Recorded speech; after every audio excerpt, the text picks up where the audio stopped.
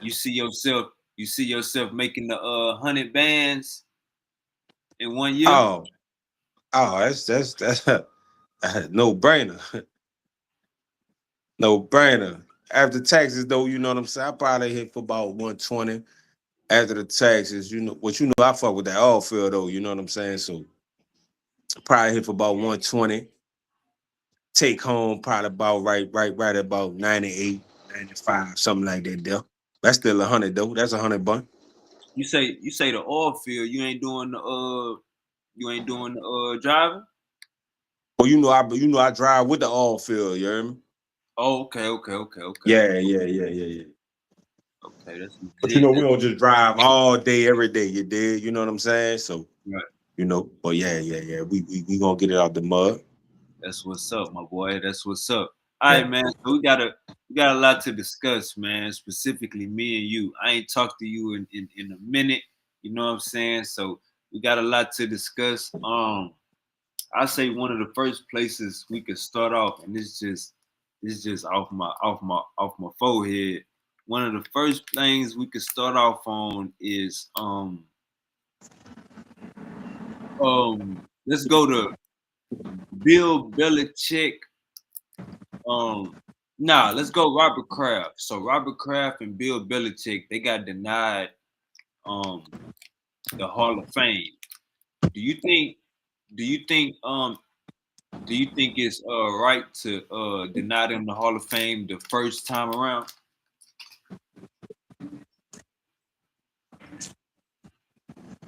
Man, it got politics in that shit, right? You know what I'm saying? But my personal opinion, nah, you really, what they do on their personal life, you can't really, you know, stop them from that because what they gave to the game, you gotta keep it real. They was one of the best to do it, you did. Hey, what they do in their personal life, that's their business. That's my opinion though, you did. But we already know that's the politics and the shit. But come on, man. Robert Kraft and Bill Belichick, we gotta, as far as football, we gotta give them their props, you did. And if nigga want to go get some side pussy at a massage place, that really ain't our business. You know what I'm saying? So, but nah, they definitely was wrong for that. You know what I mean? My opinion. Okay. My I'm bad looking. for cursing on your joint too. My bad. I don't Nah, know. you You know what I'm good. saying? You Yeah. good. You good. I'm looking at it like I'm looking at it like for Bill Belichick, that nigga didn't had a whole. He had a lot of cheating rumors on his top. You know what I'm saying? Over the years, pizza, Right. pizza gate, deflate gate, flood Fact. gate, all type of gates. God damn it! But Fact. and I understand what you're saying with Robert Kraft. Man, I ain't even gonna lie, bro. I ain't seen a nigga buy no pussy and that shit got swept under the rug so fast, nigga. I ain't They show you money is power, gang. Did he Now that's just a fact. did he just That's a went to fact. prison for for Fact. did Fact. he just went Fact. to prison for having Behind this shit. Yeah. threesomes with escorts?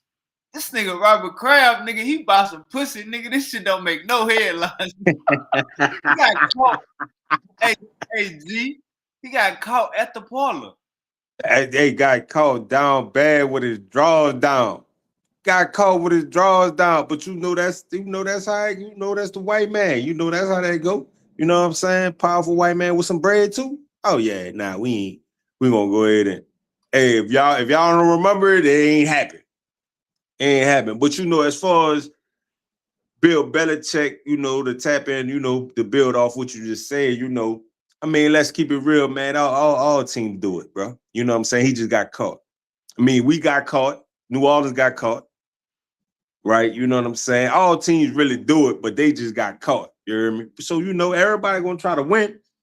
At the end of the day, though, hey, man, we can't, and I hated them. I hated them. I hated the Patriots. I ain't never liked it. But, as far as football, bro, they done what they did, bro, and they made their mark on the NFL history. So, you gotta like acknowledge that, bro.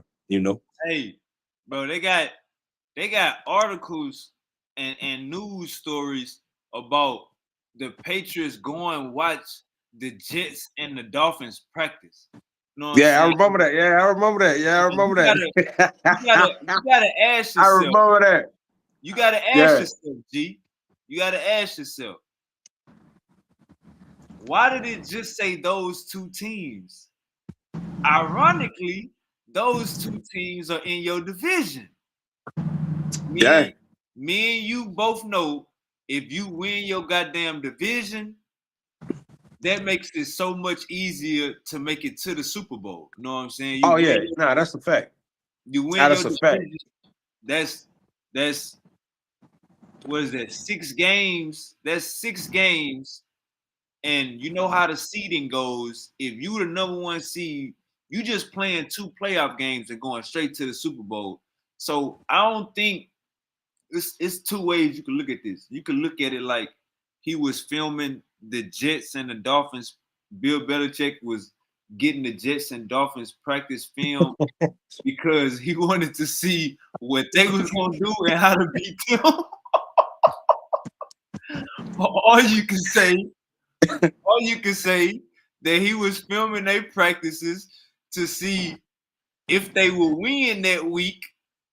What could the opponent that they was playing that week, what could they implement? They could implement that same thing to beat the opponent they're playing that week. Anyway, you slice it, goddamn it, it's still cheap. You know what I'm saying? Yeah, it's definitely still cheap. Oh yeah, we can't get around that. We gotta address the elephant in the room. It was cheap, hands down. And but the crazy part is, most of the years the Dolphins and the Jets was trash. You really didn't even have to, Facts. you really didn't have to do that. You really didn't have to do that, right? Facts. But at the end of the day, hey, bro, hey, bro, they want to win. They want to win, you know. Hey G, But it yeah, ain't they cheap.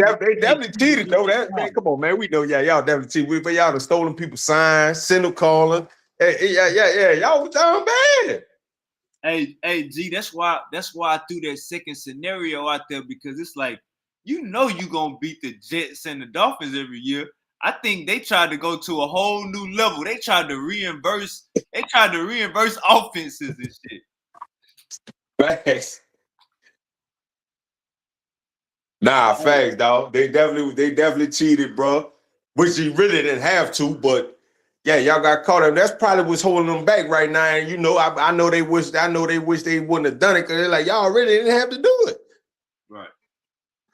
Y'all didn't have to do it, dog. Y'all should have been cheating on the Colts and goddamn me, teams like that at that time. You're in Baltimore or something. That's a fact. All right, man. So we got this Mo3 trial coming up, and we got this Mo3 trial coming up, and basically you got you ever heard of Trap Boy Freddy? Yeah, I heard about it. And we got this Mo3 trial coming up, and basically a lot of people is saying Trap Boy Freddy is working. You had this situation where for the Mo3 case is Yellow Beezy, the 2 shooters, who they saying the 2 shooters is Devin White and Keywan Brown. Keywan White and Devin Brown. These 2 dudes. So they basically saying, bro, they basically saying Yellow Beezy put the money up and ordered this hit. Now, the killer in this case, he had a transgender girlfriend, gang, in the free world. So they saying Mo3 got shot by a nigga that like transgenders. And hey, man. I mean, it wasn't surprising. You know what I'm saying? It wasn't surprising, bro. Because You know, cause you know when I don't know if the nigga ever done time or nothing, but you know when you go to the penitentiary, dog, them some of the most dangerous niggas. Them niggas that like them bars, you know what I'm saying? You know, them niggas that like them bars, them niggas that put that work in behind them niggas. So, you know, it would surprise me. It Uh, would surprise me, dog. You know, it would surprise me, dog. You know. so hey, you watch No Jumper? Man, yeah, I watched that. No, it's been a minute since I watched him. You heard me? I watched it. You heard me? I think the last one I seen was and that boy 4Extra was on there. Yeah, Okay. So you know Munchie B? yeah. You know about him being blind? Nah, I ain't know that. All right, so this is dude on the show named Munchie B, man. He from Inglewood Families. Yeah, And if you he blind. Everybody on the show know he blind. Everybody in the world know he blind. But when he be talking, like if he disrespecting somebody, he'll say, "Shut your fat ass up." Or if he disrespecting the girl, he'll say, "Shut your ugly ass up." Or like he'll come out of nowhere and look at his phone and then it'll be like, and then like one time I seen him he looked down at his phone all the time, but one time I seen him look down at his phone and tell somebody across the room, "Hey, check your email."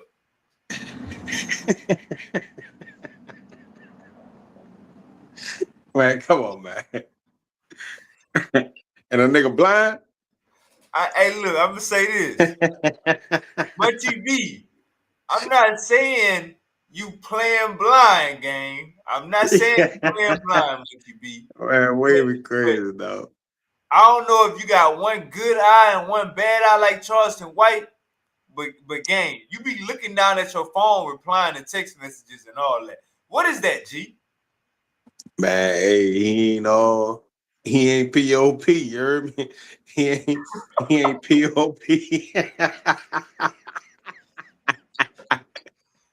Hey, and look, all of y'all in the audience, shout out to everybody coming in. All y'all in the audience, bro, look this shit up. You will see a show with Munchie B, and bro, he been blind for over 10 years. You feel me? So he'll meet somebody brand new and already know what they look like. Yeah, it's crazy. Nigga be capping, you heard me? Nigga be capping, dog. Yeah, nigga be capping, you heard me? But you know, you ain't POP, dog. You ain't legally blind, dog. P.O.P. Come on, man. All Straight right. up. So, man, you got Black Egypt. Black Egypt is in the air. You know what I'm saying? Not come to find out, G. Niggas be doing this DNA mumbo jumbo, DNA fabletics and DNA athletics and DNA hablo group and hablo type backflips. Come to find out, when these all the shit these niggas be saying when it come to ancient populations, see first G, these niggas will drag you to 30,000 years. There's like, nah, this been going on. This DNA marker 30,000 years old. That don't mean shit. Can't no damn DNA marker determine a population. That's like us going to Walmart and we seeing a white person there, so they know that's European DNA. We saying the whole goddamn Walmart is full of white people. So we catching little by little, we catching the racist talking points and the when niggas say Basal Eurasian and the Tufians. What's the point of even saying those words if you don't know if you know they black? That's Hey, a pseudo. That's a pseudo. You know, that's that pseudo kung fu. You hear me? come on. You know, that's that trickology shit, right? Motherfuckers try to get up on here and say these, you know, big words and woody woo. Man, come on, man. You saying a bunch of nothing, dog. You know what I'm saying? You saying a bunch of nothing, bro. you know, that you can't, at the end of the day, you got to go look and see what the people call themselves. You could tell me anything. But what did them people call themselves? And we know what they call themselves. And it ain't what you saying, my brother. So I mean, you know, that's that pseudo trichology, dog. You know, it sound good until a motherfucker that can't think for themselves, they'll go with that like, damn, that was deep. That sounded good. And you know, they'll just run with that shit and repeat that shit without doing no research, dog. That's a fact. Hey, G, they want us to forget what an African is. You feel me? They want us to say, they want us to think, oh nah, Arab is indigenous African. Man, brother, where did you learn that bullshit at, brother? Where did you learn that? They don't even think that. Nah, dog. Nah, dog. Nah, you know it's crazy work, bro. You know, and the shit so simple when you tap into shit and really looking into the shit for yourself, bro. You can really see, right? But if you just got this if you just blinded, bro, you know, and you not really digging into the shit for see when people talk, bro, you could tell a critical thinker. You could tell somebody that do research for themselves or in verse somebody just repeating something that was something told to them. You did, you could tell a difference, bro. So, you know, when you sit up in, you know, we listen to the Christians and the Moors and the Islamic fam brothers, you know, and the Catholic. We know, bro, you ain't doing no research for yourself, bro. You regurgitating shit that you've been told without doing any research on it, right? You know, because you can't be a Moor or Islam or a Muslim, and you gonna tell me you don't know about the slave trade the Muslims did on Africans for 1,000 years? I don't know. I don't know if it kicked me out wave or what.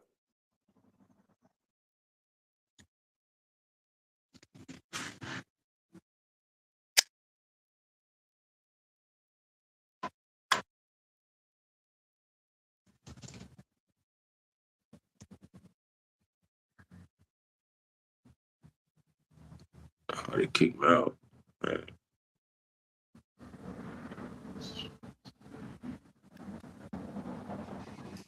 My bad, G, I'm here. Oh yeah, nah, you good, bro. Yeah, so you know our Islam brothers and our Moors, and you know, shout out to the the nation, you know what I'm saying, the gods, you know what I'm saying. Shout out to them, you know. But bro, you can't be. Come on, man. You telling me you trying to regurgitate something to me when I know all y'all Islam, and I know that the Islam brothers is enslaved Africans for 1,000 years, Right. right? And you gonna tell me you a Christian? You just an offspring of the Catholics, and I know y'all enslaved us for 500 years. Ah, And the Hebrews, come on, man, come on now. We ain't gonna come on now. The Hebrews, come on, man. Okay, y'all got a little history in Sumerian and all that, but y'all not Hebrews, bro. Y'all, come on, man. Come on now. We gonna cut that out. But you know, when they talk, you know that they haven't done no research for themselves. You heard me? You know, so for shits and giggles, I laugh and sometimes I get on hey, them and bang with them, but I ain't even gonna lie to you, G. These niggas don't even read their Bible, bro. nah, we know the Bible better than them. How you gonna say Esau?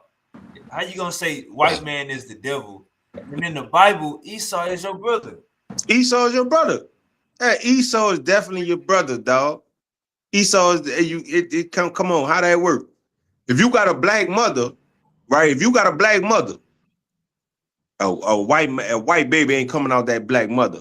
If you got a Chinese mother, a black or white baby ain't coming out that Chinese mother, bro. It just ain't gonna happen. You hear me? You know what I'm saying? But see, that's the trickery they try to tell you. I'm gonna Hi. tell you what's crazy. My bad. Go ahead, Oh, G. You got it. Nah, go ahead. You got it. I'm gonna tell you what's crazy. I'm arguing with a homie at the club. He tell me he a black Israelite. I'm like, Bro, you know we way older than this shit, brother. So look, he Right. like, so I'm like, I basically, so he like, man, the white man is the devil, and the end times they gonna be at our feet. They gonna be our slaves. You know what I'm saying? I'm like, bro, you know none of these people is real. You reading a cartoon. I'm like, all right, show me Moses bones. Show me Jesus bones. Show me all these people bones. I can't show you. I can't show you none of their Can't. bones. I can't show you none of their bones. Okay, so who if so I asked him, I say, remember Cain killed Abel. So no, I asked him, was Adam the first Right. man on earth? Was Adam the first man? He said, yeah, Adam was the first man. So I say, hold up. So Cain killed Abel. When Cain killed Abel, he got kicked out of the trap. When he got kicked out of the trap, this nigga said, don't kick me out. I'm scared of them niggas out there. Yeah. Right. So these Right. niggas don't read their book, bro. And not just that. Now they don't. Yeah. Yeah. We went to the Ham, Shem, and Japheth. I'm like, bro, Jacob stole Esau's blessing. That blessing was for the white man. You goofy niggas came out of nowhere. Not you goofy niggas, but Jacob dumbass came out of nowhere and stole his white brother's blessing. You know what the brother gonna tell me? Well, you know Esau was the oldest. I say, huh? So you think white people older than black people? He say that's what the Bible say. You know Esau the big brother. I say, bro, science has already gave us our flowers and say humanity started in Africa. He said, bro, I'm saying, bro, I'm just saying that's what. Oh, damn.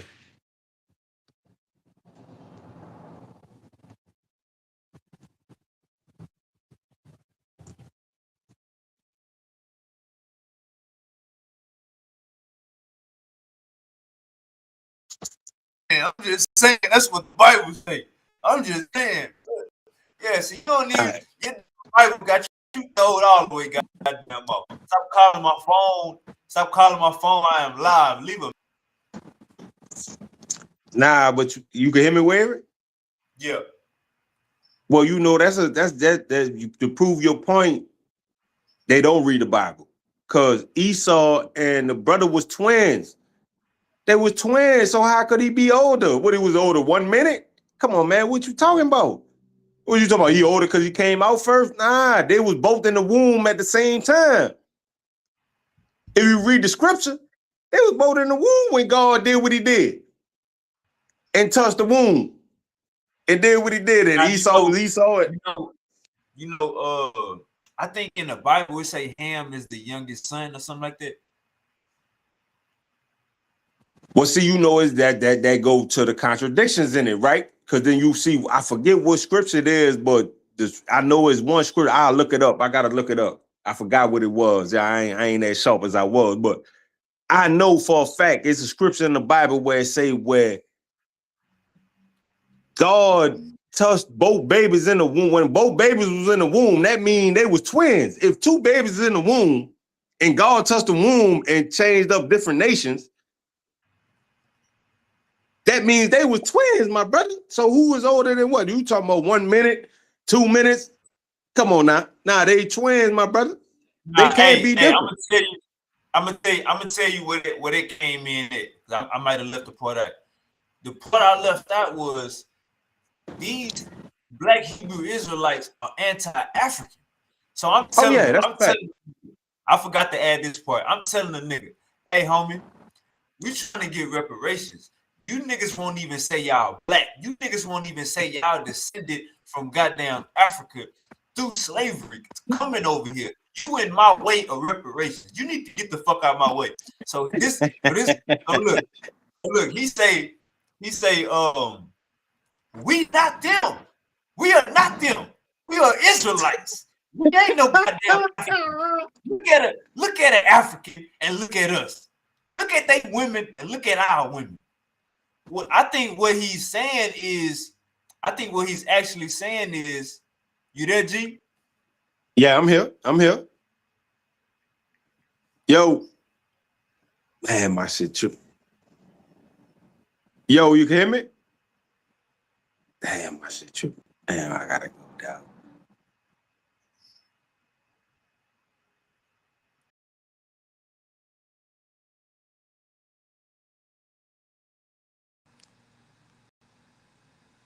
What he's actually saying is the black people with 10% more European DNA look better than the black people on the continent. That's basically what you're saying, brother. That's basically how you're flipping it. So yeah, we gotta look ourselves in the mirror. We gotta do some readjusting. It's the goddamn you wanna say you don't even, they won't even acknowledge where they come from with slavery. They would say, oh, we was in slavery in Egypt. We was in slavery in Egypt. Brother, you wasn't in no goddamn slave. They don't talk about y'all people. They ain't asking about y'all. You gotta get that together, brother. I think you made that up. They say we come from Western Central Africa. If we talking about the where the boats came from, brother, the boats ain't come from Egypt. So they fuck up slavery. These niggas don't want no goddamn reparations. They fucking up history. We got to get that together. Hold on, let me fix something. Like every time I get a damn phone call, my computer act like it want to turn into my cell phone. But yeah, I dropped that link. Let me get the gang in here. Let me send the link out to everybody. Powerful bills only. You did. All right. Let's get back shaking. So yeah, what was we at? I understand you brothers are have a little hatred for the white man. I understand that. You feel me? I feel it. I feel it. What I'm saying is though, we can still coexist and still want betterment for our people. You know what I'm saying? You don't fight hatred with hatred. Um, in fact, you let the hatred remove itself. You know what I'm saying? Unless it's at your doorstep. You know what I'm saying? So yeah, man, we gotta cut it out with this race of people is the underworld. Man, no. Everybody, your higher self and your lower self. You know what I'm saying? You wanna be gangster? You tapping into your lower energy. You know what I'm saying? You wanna feed the homeless? You tapping into your higher self. You know what I'm saying? That's all that's going on. We ain't trying to pseudo-fi nothing. We ain't trying to pseudorize or pseudonize or Sudanese nothing. Just keeping it a buck. A buckaroo. A buckaroo, goddammit. Nah, hit that like, share, and subscribe. It's about to go down. I gotta get the OGs up in here to weigh in. What I'm looking for. I gotta get the OGs to tap back in. Who y'all got for the Super Bowl? Who gonna win? Who should I put my money on? I ain't made a bet yet. Who should I put my money on? I ain't made a bet yet. I think I'm gonna ride with the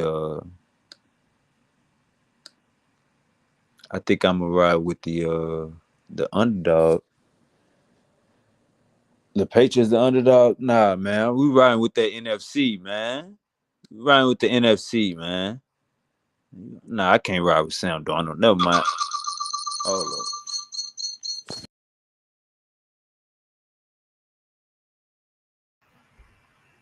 I can't ride with Sam Darnold. We gonna ride with I think we're gonna ride with the money line.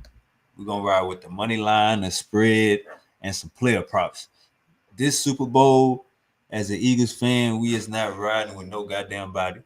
You know what I'm saying? We're gonna let the cookie crumble and we're gonna do a lot of side bet. You know what I'm saying? You catch my back fade, I catch your side bet.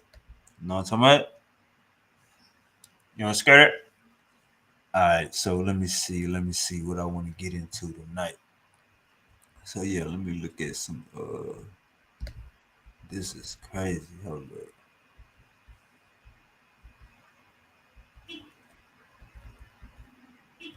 Let's see what I'm looking for.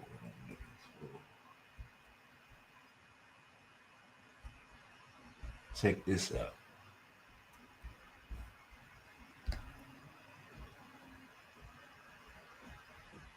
Let me see.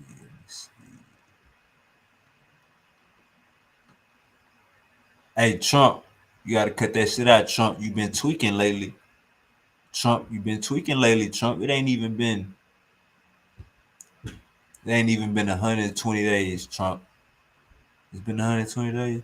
When did Trump get in office? When did Trump been in office for? He got sworn in January. Hey Trump, come on, Trump. You gotta get together, Trump.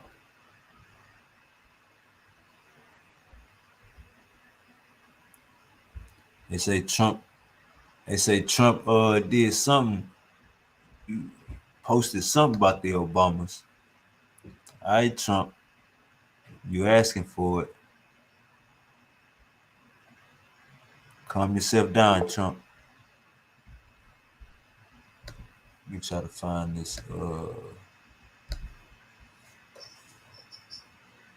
Yo. What's that name? Hey, where I had fell off at G?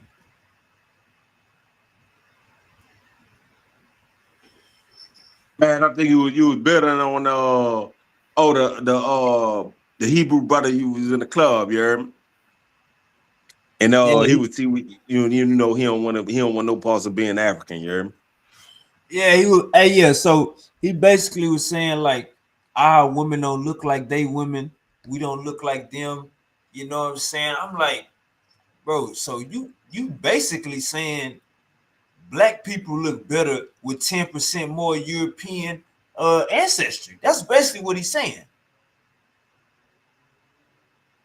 He comparing black Americans to Africans on the continent. All you saying is you hate you. All you saying is we did better by mixing with the we did better by the cracker tapping on grandma on great grandma while Papa couldn't do nothing about it. That's basically what he's saying. Yo, Mike muted G.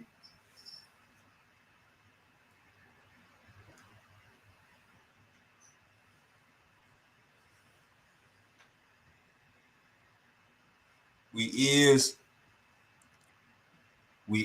on the this some skunk 47. Shout out my boy Bo. Matter of fact, let me get Bo. This is the skunk 47. You know what I'm saying? You there, G? You probably gotta unmute your mic.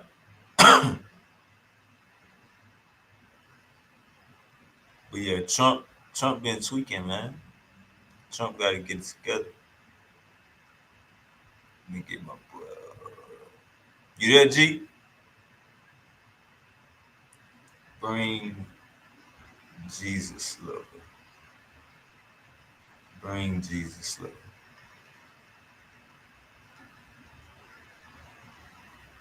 Let's have a conversation with the gang. All right, so let me call the homie back. Let me see if the homie answered the phone. Finna.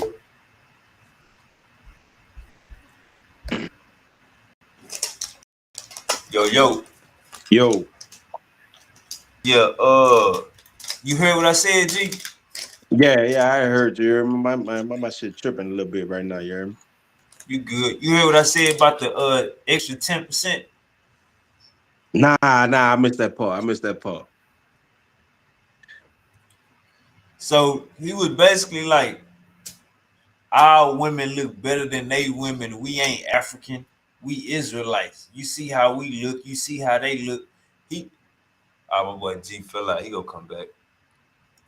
Broski basically was like, man, yeah, you is we our women look better, bro. Why is you comparing, bro? We got so many shades of this shit, man. We can't run out of flavors.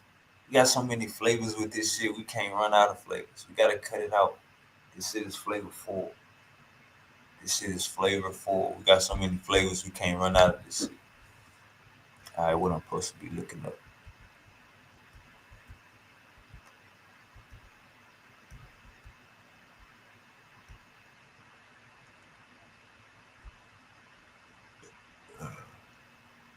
Let's see what I'm supposed to be looking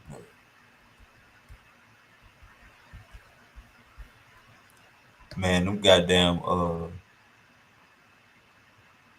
goddamn Epstein files.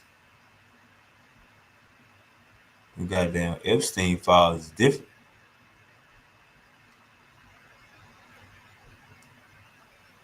Them Epstein files is different, Jack. Them Epstein files is different, Jack. They got some coded language up in them joints.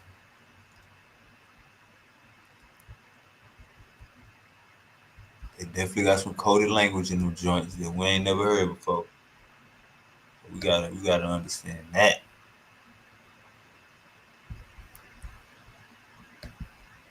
Uh-oh. I found what I'm looking for. Well, puppies and kittens, we are. I've done a series where I talk to a number of people about why they believe what they do, and I've often said that I don't care what you believe. All that matters is why you believe it. You know, what is the reason? What's the evidence, the logic, the justification behind it? And on rare occasions, it's happened that maybe somebody would convince me of a position that I didn't already have, but it's, you know, as I said, it's rare. So today I'm talking with somebody that our conversation started on Facebook. It started as a result of what was this, Ben Shapiro posted something stupid, and I took the bait, and I couldn't help arguing. And he's casting that atheists, that we all have a positive belief in nothing, or the standard thing that you always hear. And I just I took the hook and jumped in, and then suddenly I've got like 1,500 responses and growing immediately. And it's not even possible to respond to everybody. I don't even get the notifications anymore, to direct me to where all these things are coming from. So I don't even have a proper way to respond. But I did arrange with one of those people that we were going to be able to talk about what he was saying there, because he said that among other things that without God, there's no reason, or there's no basis for logic, there's no basis for science, there's no basis for truth, all of kinds of stuff. So, Angelos, introduce yourself, please. Let people know who you are, and then take a moment or two to make your case. Sure. Yeah, thanks, Aaron, for having me on. It's Aaron, please. Oh, Aaron, sorry. Well, thank you, Aaron, for having me on here. It's an honor to be able to address you and your followers. And just, thanks for taking the time to invite me on. That was very kind of you. And I guess you kind of made a number of assertions in your first sort of response to Ben Shapiro. And I basically sort of chimed in there and said, I'm from Vancouver, Canada. I'm an urban missionary. I have a master's degree in theological studies, which was an interdisciplinary focus. So my MA focused on theology and the relation between theology and the philosophy of science. And basically the relationship in general, to chime in there. And I saw that you kind of make a lot of what you say and a lot of the assertions that you made on that initial post, or in general. I know you have a lot of sort of talking points that I'd love to sort of engage with you on. So thanks for having me. Well, you had an opening question. Opening question? Yeah, just before we hit the button to start. Oh, yeah.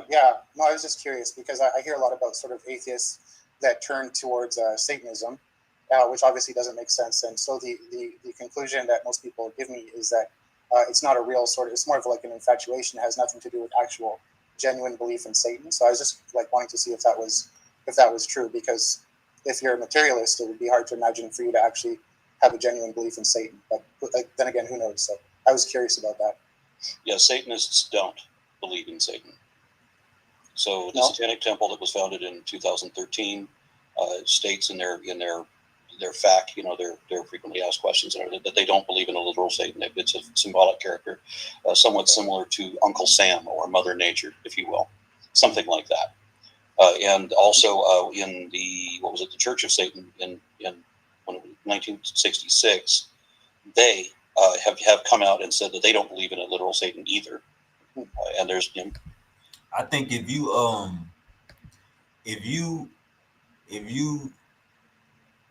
join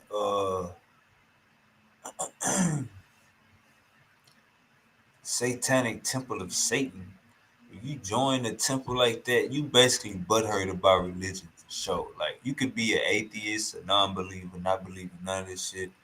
Once you start joining satanic temples and weird shit like that, you definitely is butthurt about religion. I don't know if they're as strict about that as the Satanic Temple is, but the reason that I admired the Satanic Temple and their effects on defending the First Amendment for years, and I thought that they were doing a better job than mere atheists could, because we don't have, when we talk about freedom of religion when somebody wants to put up the 10 Commandments, if the atheists put up something, what the hell we got, right? We're not even a religion. There's nothing to compete with, but the Satanic Temple, even though they don't have spiritual beliefs at all, they have an assemblage of ethics. And I was surprised that the people that I've met in the Satanic Temple actually do take it seriously. I went to SatanCon, and I met a number of people from the Satanic Temple and also from the Church of Satan.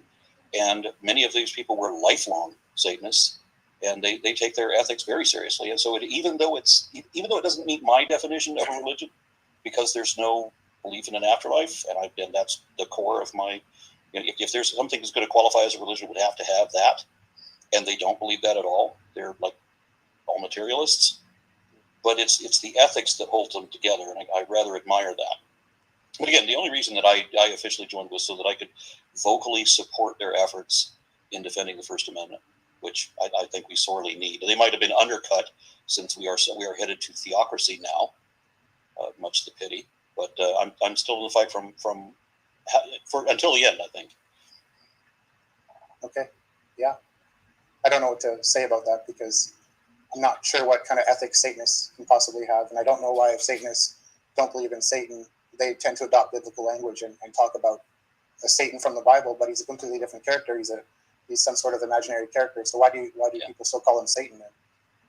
The Satan character is actually was a symbolic character before it got into the Bible. I don't even give a damn. Within the text itself is that it goes back to the 15th century BC, and there's lots of evidence to back that up as well. So okay, well, I can't say there's lots of evidence to back that up, because as I said, I've interviewed a number of biblical scholars, and they said no, it's not. Well, I'll let you in on a little secret. I just graduated from an esteemed sort of Bible college, and I sort of met a lot of the guys that write. Y'all hear this shit? Niggas say, I just graduated from an esteemed Bible college, gang. Niggas say, I graduated from an esteemed Bible college. I graduated from an esteemed Bible college. Nigga, you graduated from SpongeBob University, gang. Graduated from Milk Dud Playhouse, gang. Our commentaries and things like that. And a lot of Bible scholars don't even believe in the Bible anymore. So I actually find philosophers and historians. There you go. Appreciate you. I appreciate you. Most biblical scholars don't even believe in the Bible no more. That's a fact. That's a fact. That's a fact. They smart. They smart. Sort of met a lot of the guys that write our commentaries and things like that. And a lot of Bible scholars don't even believe in the Bible anymore. So I actually find philosophers and historians to be much more genuine than a lot of Bible scholars today. So I wouldn't take what Bible scholars tell you. There's only a handful of actual genuine Bible scholars that will give you sort of the real details around the text. Most biblical scholarship is sort of inundated with liberal ideas that have sort of a bias against any sort of conservative interpretation. So, I don't think you want to bring in liberal or conservatism into the Bible. I'm certainly not as a Christian, right? Yeah, maybe I'm not talking in a political context. I'm talking about in a hermeneutical context. So I don't know. Are you familiar with the Tübingen School and anything to do with like Rudolf Bultmann or any of these 19th century biblical scholars that basically paved the way for secularization in the 19th century? No, what I was referring to was that Jesus was himself very left wing, and he seems to have been completely abandoned by American Christians in the modern age. Well, Jesus never fit into any sort of political mold, right? There's some of his teachings that you could say are left wing because they tend to focus more on compassion and humanitarian issues. And you're supposed to give your money to the poor, to feed the immigrants, and that a rich man cannot get into heaven. You're supposed to give away all of your money for the poor, and try to tell that to the American right wingers now. Yeah, well, I can't speak for the American right wingers, but I know that biblically and historically, Christians, when we're called to go back to the text and follow the Lord, that's what we're commanded to do, is put others above ourselves and to honor God with our riches. And you're right that material possessions, it's very clear in Scripture that that's a snare. That's something that's not good, right? James talks about the contrast between the rich, who are basically not in a good position in God's eyes, and the poor, who are highly favored in God's eyes. So, yeah. Okay, so I don't think we've done an introduction, but we haven't said much of anything yet. Right. So you said you at one point accused me of making baseless assertions. I state that I do not make baseless assertions. I've got reasons behind everything that I say. If I'm challenged on any of these particular things, if the challenge is warranted, then I will go through the effort to pull up the sources and whatnot.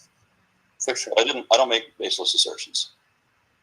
I think you made a number of them in your initial post. I don't have it before me, but okay. Well, I didn't, because I don't do that. Right. Well, I mean, I think that you asserting anything is baseless from a materialist point of view. That was my original point. Let's talk about a materialist point of view for a moment. Do you believe that there are such things as atoms? Yeah, sure. Okay, so you accept that there is a material universe? Yeah, of course. Okay, so you and I both accept that there is a material universe. Right. The difference between us is that I don't also assume a magical alternative to this reality. There is the reality that we both accept that is real. And then you assume an alternate universe that I do not assume. That's materialism. You're making an assumption that I'm not. Sorry, you just said anything that's not material is magic? Is that what you just claimed?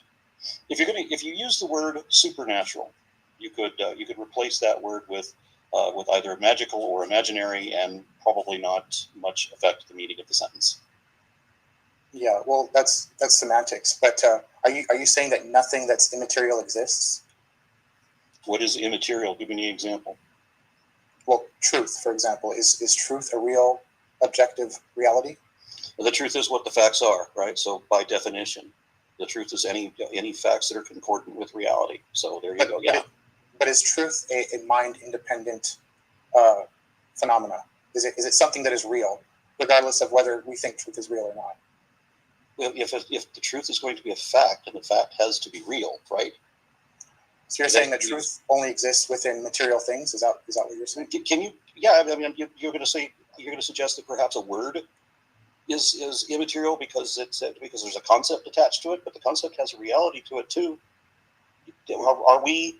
If you want to come up with an abstract concept, how does that imply supernatural? I mean, like the Bible has in it a number of examples of the supernatural. Like every kind of magic is in there. There's the golem spell. There's talismans, or excuse me, the elemental spells, necromancy, the incantation. The elemental spells where they use what they originally called the five elements, earth, fire, air, and all of them, and even blood magic rituals of wand in Leviticus 14. So I mean, you have all of these, like the army of the undead, and you have potions and curses and blessings and all of this kind of stuff, and even water bending. But and wizards and witches and sorcerers and all of this kind of stuff. Magic, Lord of the Rings. I don't believe in that. SpongeBob, Spider-Man, Bob the Builder, Good Burger, Lulu. Can you give me an example of that? I think you're sort of transposing your modern sort of understanding of fantasy novels and things, and you're sort of looking at the Bible, because that seems generally speaking, you seem like the kind of guy who's interested in fantasy novels and Lord of the Rings and things like that. And I think you're looking at the Bible. You're considering. I don't read. The only fiction I ever read was Hitchhiker's Guide to the Galaxy and a couple of other things. But I don't really have a taste for it. So. Okay. Well, I can tell you that the Bible does include something of the nature of magic, but it's in a derogatory sense, right? There are supernatural. Where God creates Adam. Is that Golem derogatory? spell? Yeah. Yeah. I don't think any biblical anybody living in the biblical context would ever even. They wouldn't know what that is, and they probably wouldn't think of the creation of Adam. Yeah, rabbinical scholars have declared that Adam was a golem. A golem. The construction of Adam was a demonstration of the golem spell. So this was in the old Semitic. You're talking about Talmudic scholars and people who are involved in the occult and things like that. People who wrote the book, yeah. Okay, well, Moses wrote the book, right? So Moses I don't think didn't exist. So okay. People wrote the book. Sometimes you just gotta pop their top. Sometimes you just gotta pop their top. Sometimes you just gotta pop their top. All right, Big Dwayne. Sometimes you just gotta pop their top. Well, say Moses didn't exist, brother. What do you mean Moses wrote the Bible? He didn't exist, brother. You just made that up. You just made it up off your lip, off your pork chop lip. Text whatever even. They wouldn't know what that is, and they probably wouldn't think of the creation of Adam. Yeah, rabbinical scholars have declared that Adam was a golem. A golem. The construction of Adam was a demonstration of the golem spell. So this was in the old Semitic. You're talking about Talmudic scholars and people who are involved in the occult and things like that. People who wrote the book, yeah. Okay, well, Moses wrote the book, right? So Moses I don't think didn't exist. So people wrote the book, but those people were not Moses, because Moses wasn't real. Right. So what evidence do you have that Moses didn't write the book? Moses wasn't real. And what evidence do you have that Moses wasn't real? We have all of these other stories that are now attributed to Moses that were actually attributed to, or that already were going on with real people from earlier times. Like the spell in the water was originally done by Jajamonk, his mage, actually. But that was 1,000 years earlier than the time attributed to Moses. And the story was a little bit more laughable than parting of the Red Sea, but there it is. You have the same sort of a thing that was already going on in the same culture at the same time, and had already been going on for a long time before that. So, what historical evidence do you have that the story of that Moses was not a real person?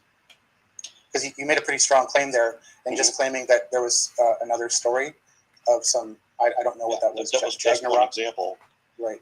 And then another one would be that the Ten Commandments is itself a compilation of multiple sets of other laws from other traditions, and one of them being the inspiration for that being the Stela of Law from Hammurabi, which was culturally very similar and close by, and also centuries earlier again.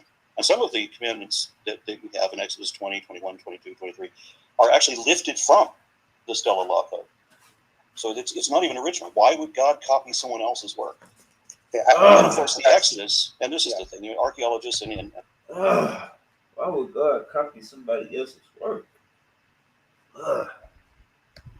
Again, rabbinical scholars they come out and admitted there's no evidence at all that the Exodus happened the way it is described, and nor could it have really, because we're talking about 40 years to walk what would take 2 weeks, a distance 2 weeks, following the coastline. You follow the Red Sea to the Mediterranean Sea, you're there. From Ramses to Canaan, 2 weeks, not 40 years. And there's a whole lot more that's wrong with it. I mean, Moses writing about his own death, writing about where it's too much. It's too much. System overload. System overload. This nigga say it take you 2 weeks to walk there on the shoreline, straight away. It don't take 40 years. Really, because we're talking about 40 years to walk what would take 2 weeks, a distance 2 weeks, following the coastline. You follow the Red Sea to the Mediterranean Sea, you're there. From Ramses to Canaan, 2 weeks, not 40 years. And there's a whole lot more that's wrong with it. I mean, Moses writing about his own death and writing about where he's buried, I mean, that's just what we should start with, right? But the fact that all of these collective scholars have pretty much abandoned the idea of there being a historical Moses, and I'm not going to be the one that says, well, you know, that I'm saying that there's no Moses. I'm saying that the world's biblical scholars say that there's no Moses. The historians and so forth, they say there's no Moses. Yeah, there's lots of historians, there's lots of archaeologists, there's lots of scholars that believe there's a literal Moses. And the fact that similar laws were around at the same time and culture. And previously, not just at the same time, they were previously. Then you also have the contradictions, where Moses supposedly... Wait, let's get back to the other thing you said, which is that it took 40 years for the Israelites to travel a distance which would normally take 2 weeks. Oh, and there's not much more wrong with it than that. Because the numbers that are given down in the Bible, the numbers of people the numbers of Hebrew slaves that were in Ramses for the beginning of this conquest, it was like 150,000 young men, and then you add to that the elderly and the women and the children and all of that. But just look at the number of people that were already there. I think that they were talking about like 2 million slaves at a time when the entire country of Egypt would have only had 3.5 million people total across the entire country. So I'm sorry, no, the Hebrews with those kind of numbers, they would own the place. It seems like you have. This is just backhand slaps. This is just backhand action. BTA.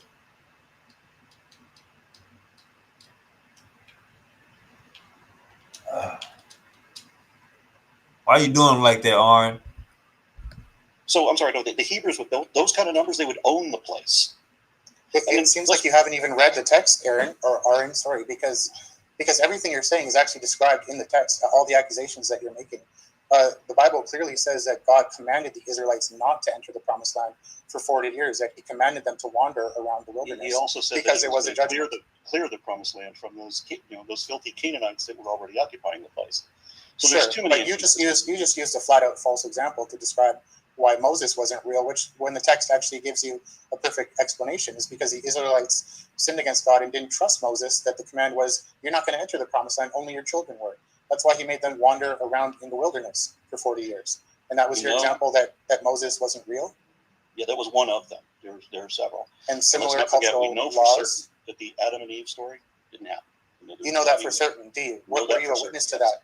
Yes, were you a witness to that? I'm a witness to that. You don't have a witness to that, but we do have all of the evidence that proves that didn't happen. All right, let's hear some of the evidence. We don't have a witness to that. You don't have a witness to no Adam and Eve story. That had to be God watching this shit. That was just God watching this shit. So how the hell you got it as a human being? We know for certain that the Adam and Eve story didn't happen. You know that for certain, do you? Were you a witness to that? Yes, were you a witness to that? I'm a witness to that. You don't have a witness to that, but we do have all of the evidence that proves that didn't happen. All right, let's hear some of the evidence then. Evangelical geneticist Francis Collins, for example, who was the director of the the National Institute for Health. Yeah, he was previously the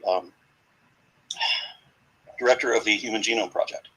Yeah, and in one of his books, he comes out and explains that we know that Adam and Eve could not have existed. It was not possible for there to have been a population of only 2 people and then from all of humanity to be derived from that. It's not genetically possible. Adam and Eve, he said, unfortunately, do not fit the evidence. And that's from a geneticist. Now you go from anybody else. Yeah. Mm-hmm. So do you want to know what secular geneticists also say about population genetics? If you look at the mitochondria, it does actually, because it's quite interesting. It's quite interesting that we know that Adam and Eve did not happen. Okay, we know for certain that the flood of Noah did not happen. The Tower of Babel did not happen. Okay, can you answer me one question though? Why do secular geneticists tell us that if we take the mitochondrial mtDNA at face value, it looks like the human population goes back to a single woman around 6,000 years ago? Because it doesn't. If you that's their research. Did he just say 6? Y'all heard it? He said 6,000 years ago. This nigga freestyle. This Freestyle Friday for sure. Goddamn right, this Freestyle Friday for sure. This nigga just freestyle. He say, nigga, everybody is only 6,000 years old. Nigga, is you dumb? That's what they tell you. I can quote it for you. Tell you. Look up the study and look what they're talking about. They're talking about the range of mutations, the fastest possible and the slowest possible. If they go to the fastest possible range, then the first mitochondrial Eve could have been 6,000 years. But when you're talking about a range, then you're talking about in the middle. So not 6,000 years, not 200,000 years, somewhere in the middle between 6,000 and 200,000. And it's not just one mitochondrial Eve. There's a sequence of them. No, it's one mitochondrial Eve. No, it's not just one mitochondrial Eve. There is a sequence of them. No, so one of I got to get Uncle Sid up in here for that. Uncle said, Aaron Rodgers said it's a sequence of mitochondrial Eves. Point of uniformity. No, one of the mitochondrial leaves accounts for everybody in Europe, for example, and another mitochondrial leaf accounts for, I can't remember it. I'm sorry, it's been a number of years, but there's like 6 of them in sequence. And then, of course, the Y chromosome Adam, which is in a completely different time span. He's about 150,000 years back. So no, not 6,000 years. We know better than that. Okay, let's read this to you then. What this says here. It says, in addition to the parallelisms mentioned above, mitochondrial DNA datasets often exhibit anomalous patterns. One of these anomalies is a discrepancy between mitochondrial DNA mutation rates observed in evolutionary timescales. If the high mutation rates seen in the human pedigrees were used to calculate the age of our most recent female common ancestor, she would have lived just recent female common ancestor. Because that's the point of uniformity that they can go back to. Of them, there wasn't just one. And look, this isn't the only study. There's one. So yes, there is only one study because they can't accept that there was one Eve. Most recent means there's other ones that are older than that, right? That's what most recent means. No, no, it's because they're not allowed to say that there was only one woman. Come on, gang, you just died at your source. They're not allowed to say it. You just don't. Hey, look. That's why I be trying to tell y'all. If you read the Bible, don't think about nothing else. Once niggas start beating your ass up with science, don't learn about science. Cause it's gonna make you run away from your Bible. It's gonna make you start lying on science. Nigga just say they can't say it's one. Brother, now you add into your source that you just got. Aaron Rodgers beat you up on your source, brother. They have to say there was multiple lines of transmission. But the most recent common answer, the point of uniformity, which they're basing their PhD, Tony says, I'm a professional scientist and paleo sea level is my specialty. The application of geochronological techniques is flat out wrong. Sorry. You read a paper that talked about the most recent, and I already said that that's what they were saying. And if you use the fastest mutation rate, you could get to that for the most recent one. You said there was only one. I said there was a sequence. The paper you're reading says there was a sequence. Right. So we know that Adam and Eve never happened. We know that it's based on earlier stories. That's how you crush a nigga, bro. That's how you crush a nigga, bro. You brought up the source. You died from your source. We didn't go into your mind and say, here, nigga, read this. No, you brought up that source and got beat up. Stories that there are a lot of earlier stories that go back a long way. If you study the archaeology of anywhere, talk to the archaeologist that studies that area, and you will discover very quickly that they have artifacts going back tens of thousands of years for practically anywhere in the world. Okay, we're touching on like 10 different issues at the moment, but I'll just ask you a simple question, right? First of all, I'd like to preface the question by saying that evolutionary biologists are not allowed to admit anything that resembles sort of a biblical chronology within their studies. They would be laughing. Really? Yeah. Huh. So let me just preface that. Here's the question. Can I get documentation that we're not allowed to admit this? Sure. Yeah, I can send that to you. For sure. Where is the prohibition that we're not allowed to admit? Well, here's the prohibition. Here's the prohibition. I'll explain it to you. Why do a number of mitochondrial studies and Y chromosome studies tell us that if we take the information at face value, it looks like our DNA, our mitochondrial DNA, and our Y chromosome DNA only goes back to 6,000 to 10,000 years at the most, and it goes back to the point of uniformity. Not at the most. Yes, at the most. No, not at the most. I said at the beginning of this, it depends on how you measure this. You have the fastest rate and the slowest rate, and then you have a very wide range. Now you can, if you do the fastest rate of mutations, you could get up to 6,000 years on one particular study. That same study also concludes that we are out of Africa still. And the same people that are touting that study are angry because they don't want to be out of Africa because they want to argue for something else. But we already tell them, Aaron. Tell them, Aaron. White people already said we all come from Africa, nigga. You gotta get over this shit, nigga. You is not an Israelite, not a Jew, you're not a thing one or a thing two. Explain that there's a range there, and you're ignoring that.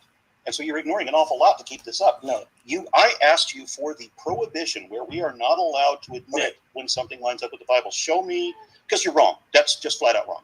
Yes, we are allowed to admit if something lines up with the Bible. Of course we are. No, there is no prohibition on that. Yeah. And why do they have to filter the study? Why do they have to filter the study? Yeah, they do. They admit it in their studies. Yeah, I can give you citations. Where's the Hey. filter of the study? Yeah, let's look Where's at the this- Y chromosome. Let's look at the Y chromosome Where study. is the filter of the study?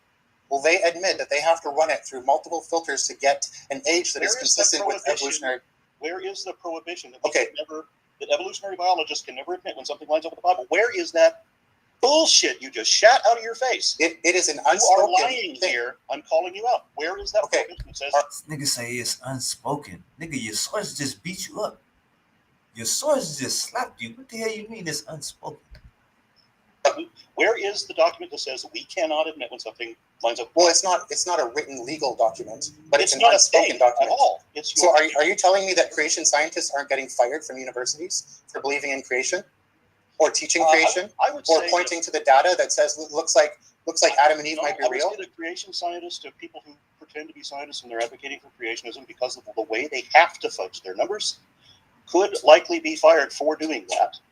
I've seen Right, plenty of that because So creation scientists are getting fired. depends on misinformation, frauds, falsehoods, and fallacies. There is not one actual fact. Nothing. Never has been one actual fact that we can both show to be true and indicative of your position. Not one. Never has been. Well, again, that's a strong You're claim. trying But let's to go back. You're trying to pretend that there is data supporting creation. There isn't.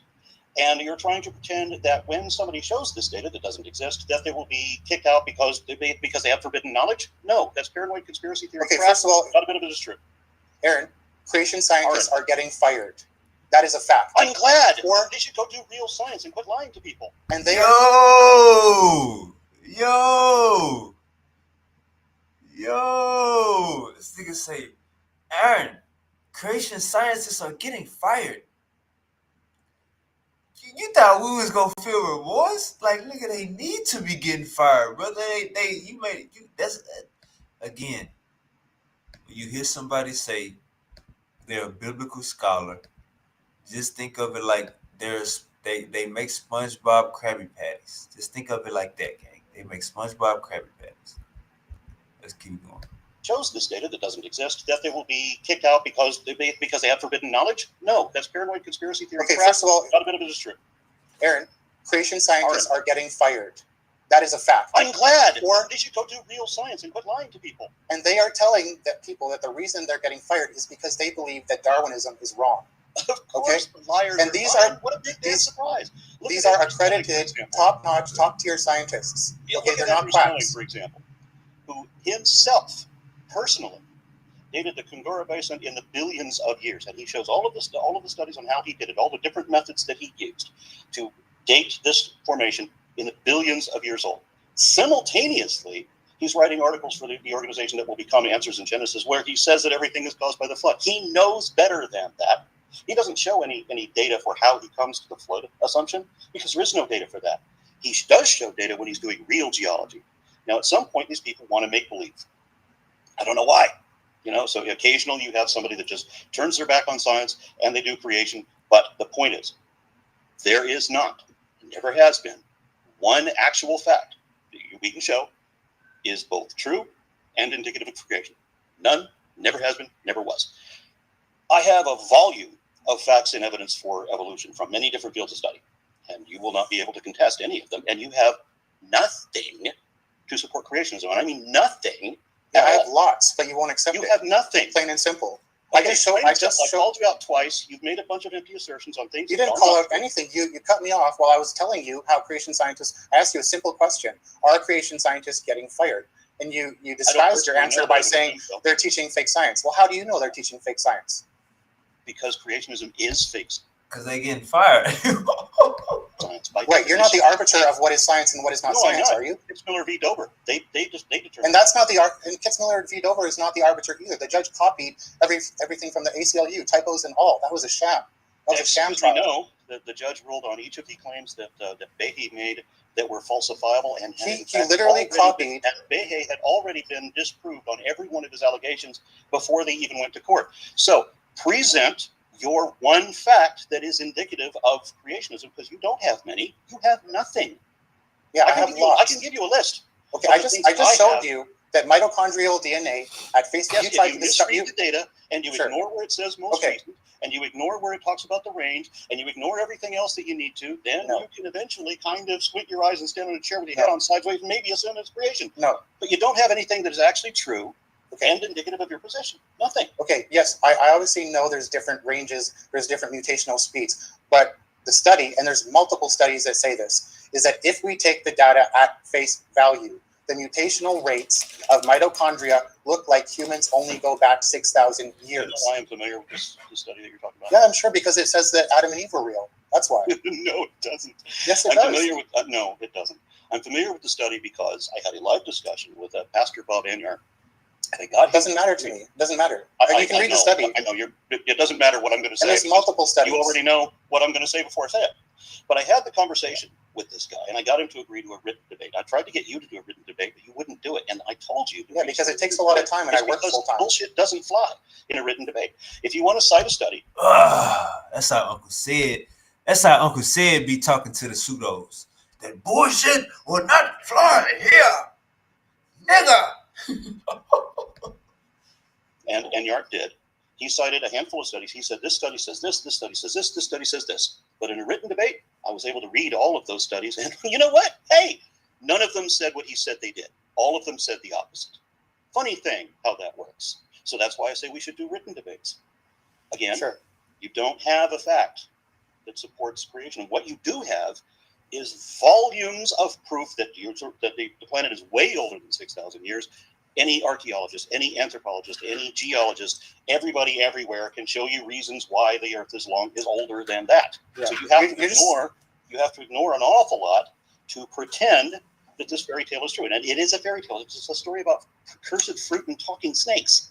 We know that the story is a parable. It's metaphorical.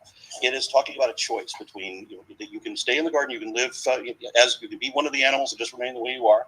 And if you eat of the fruit of the tree of life, then you'll live forever. And if you eat of the fruit of the tree of knowledge and good and evil, then you can never go home again. You have become like unto the gods. It's the same story that we get from Pandora's box, Prometheus, and so forth, because these are all coming at about the same time. They're all borrowing from each other.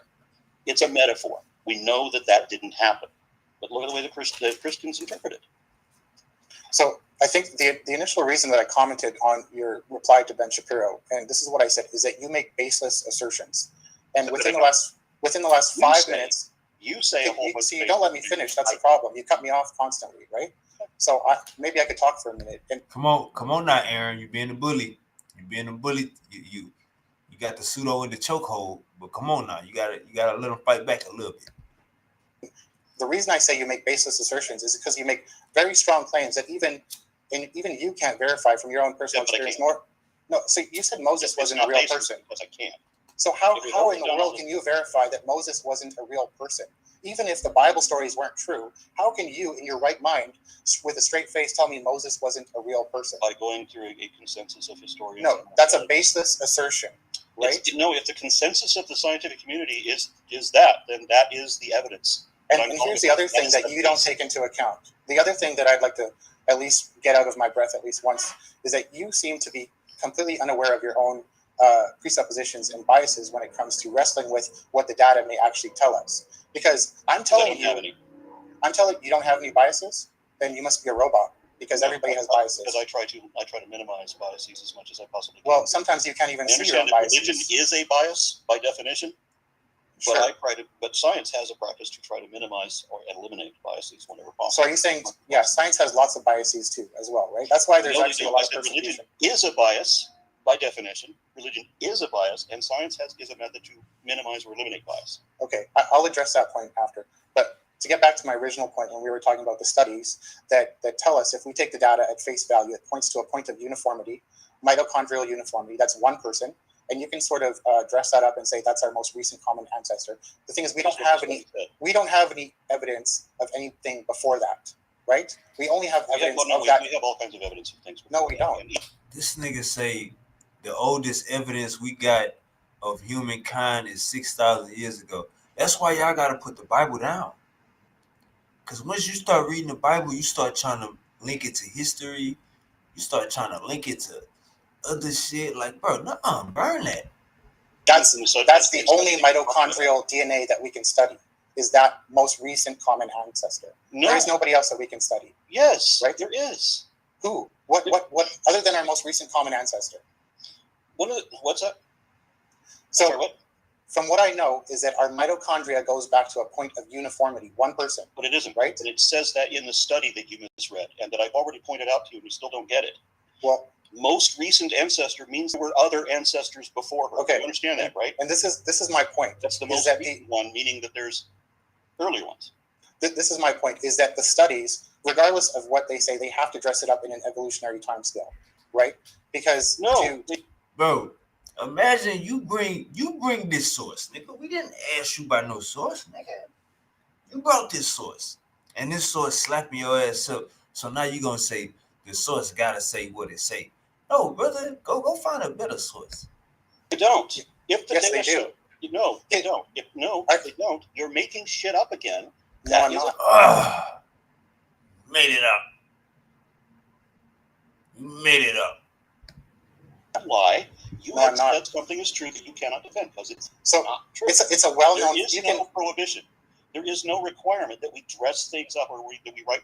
If you were writing apologetics, if you're working for Answers in Genesis, there is an actual document you have to sign that you will never contradict the Bible.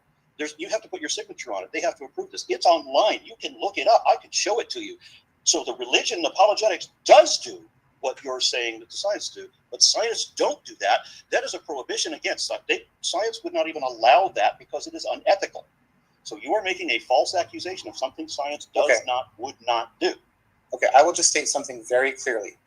There are And many you're probably wrong, hundreds. everything else you've said so far has been There wrong. are many scientists, and this is not a hidden fact, but there are many scientists that when they study the data for themselves, they come to the conclusion Darwin was wrong.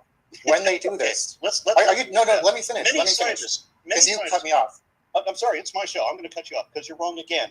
There are not many scientists. There's 0.1%, 0.14% of Earth and life sciences that take creationism seriously.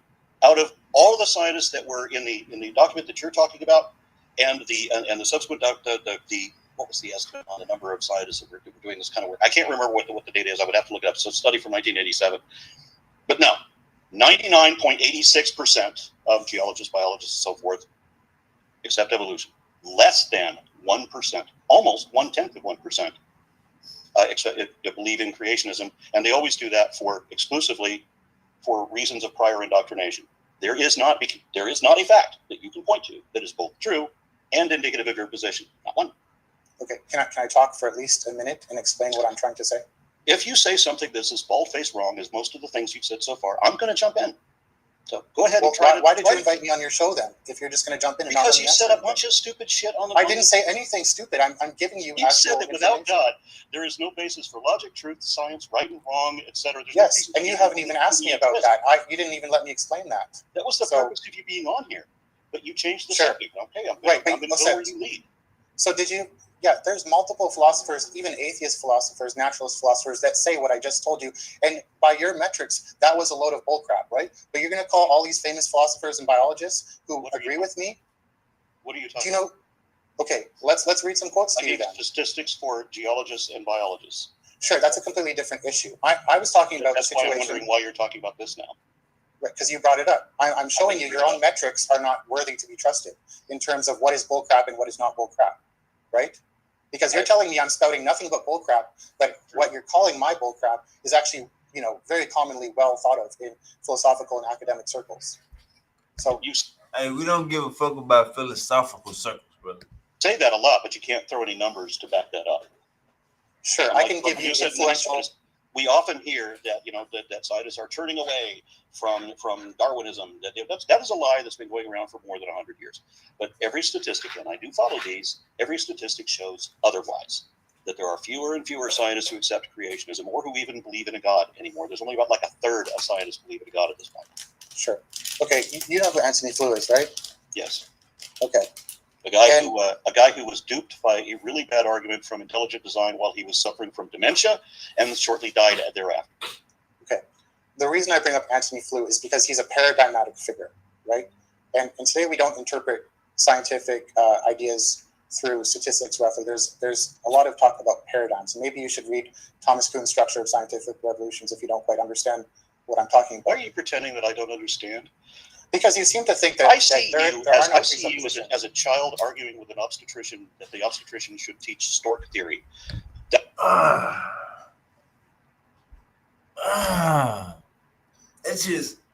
just show you the type of level. That just show. See, sometimes you gotta let a nigga know the playing field.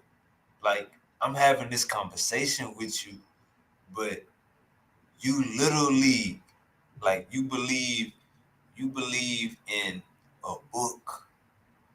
Like, you believe in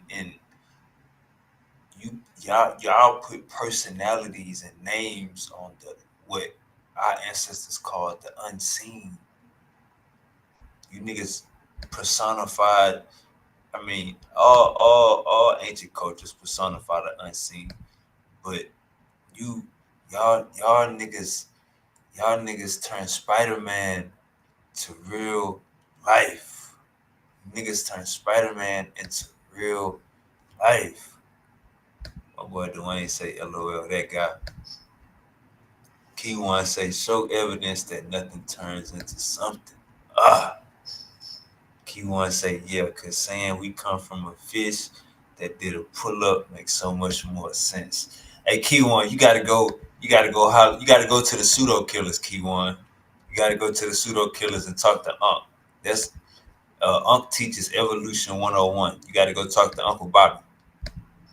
That's what I'm seeing here. Okay, Sure. You have no idea. You believe things that are not supported. You are spouting numbers that are not correct. You are not understanding the studies you're citing, but you're telling the same old lies we've heard thousands of times. That many scientists are walking away from Darwin. No, they're fucking not. The statistics are against you. If this was a written discussion, I would be able to show. This is white on white violence. The data. And if this was a written discussion, you would be just making the same assertion and not being able to defend it because there is no data to support you. Okay, let's address your claim there, because you're saying statistically it doesn't look like many scientists are turning away. And you could be correct. But what I'm telling you is that many scientists are turning away from Darwinism.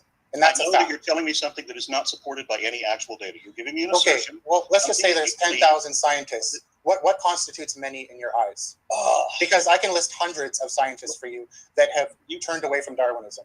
Does that count as many, or would 10,000 count as many? A few hundred.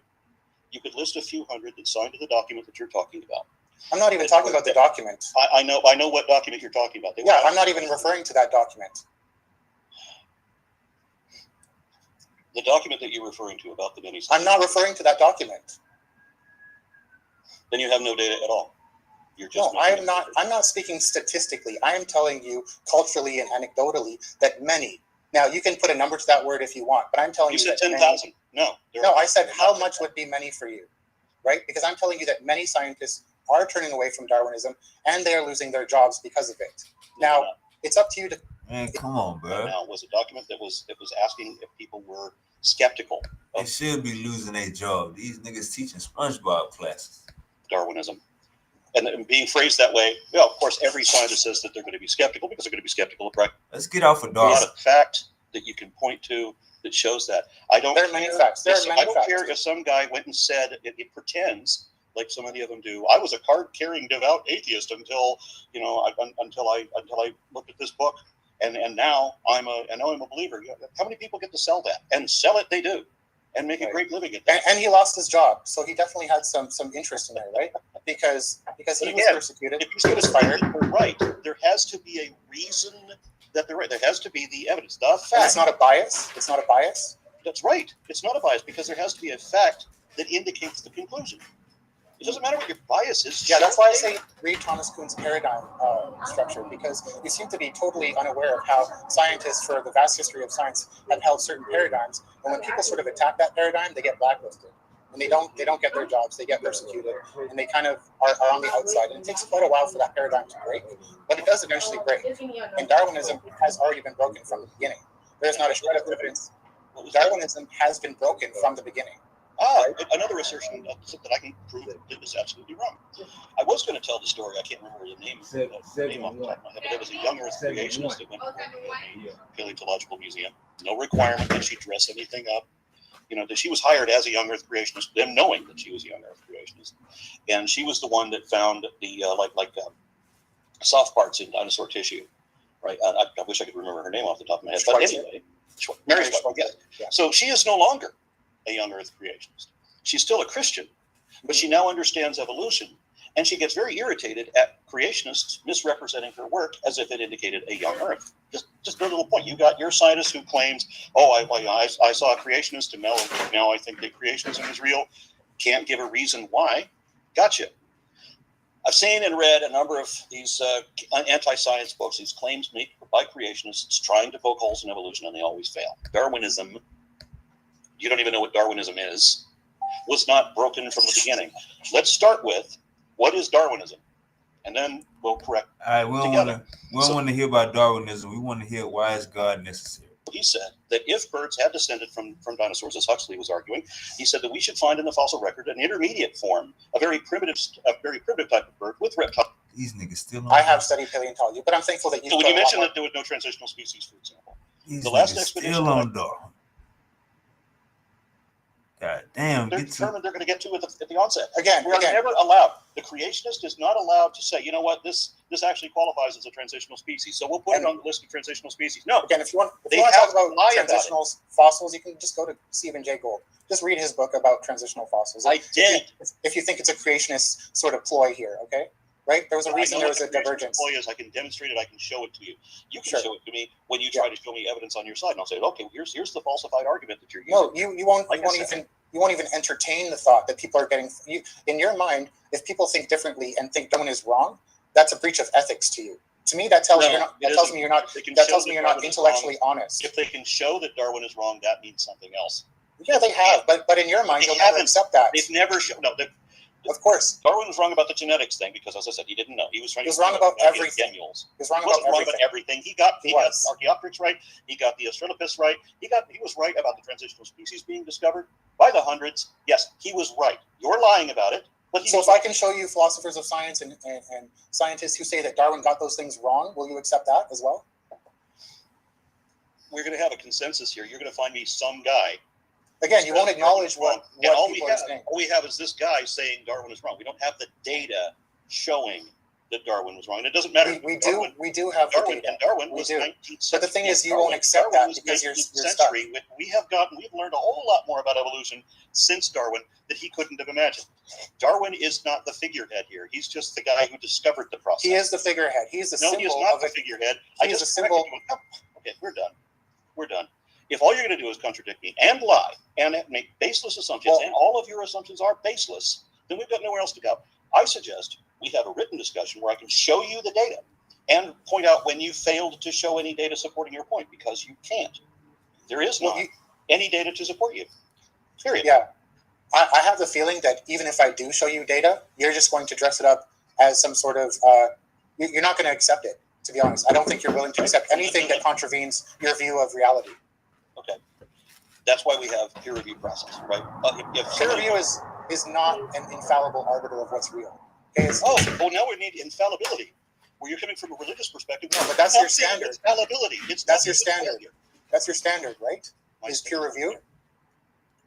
If you want to make a statement, we have to be able to show that it's correct. Yes. Right. Well, what if some guy said so?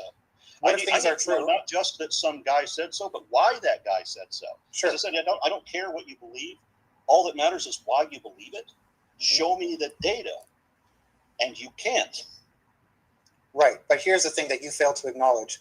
If your standard is peer review, and I'm telling you that scientists who are of the same acumen as any other scientists out there will submit things for peer review, but they will not get accepted based on the ideology behind or what the paper might implicate, and you're telling me that doesn't exist when that's been amply demonstrated? Once again says there's not a single geochronological technique supporting biblical/creationist timeline, nor a single article that can get past peer review. This isn't a conspiracy. It's because they're demonstrably wrong. Right. So allow me to demonstrate that for you. Let me give you an example of what I'm telling you. If we do a written, I don't want to call it a debate. Let's do a written discussion where I'm going to reason with you. And I can remember, I want everybody in the audience to know, I invited to do a written discussion to begin with so that I could show this guy the data. And then because you have a belief system that depends on apologetics, You are determined to dismiss whatever the hell I said, and you've done it over and over and over and over again. You won't admit that Archaeopteryx is a transitional species. You won't admit that Darwin was right in his predictions. You keep shaking your head. So you are going to continue the lie. No, I'll look that up. From what I've seen, You accept Archaeopteryx as a transitional species then? I will accept the appearance of Archaeopteryx as a transitional species, because from what I've seen, all a transitional species is the appearance. From what I've seen, Archaeopteryx is not even used as a transitional fossil anymore. But it is. Well, in my biology textbooks that are not Christian, it says it's not a transitional fossil. Okay. But it is. It has intermediate features. Do your books give a definition for what a transitional species is? Of course it does. Then show me the definition, and we'll show and where they say that it doesn't meet that definition. Sure.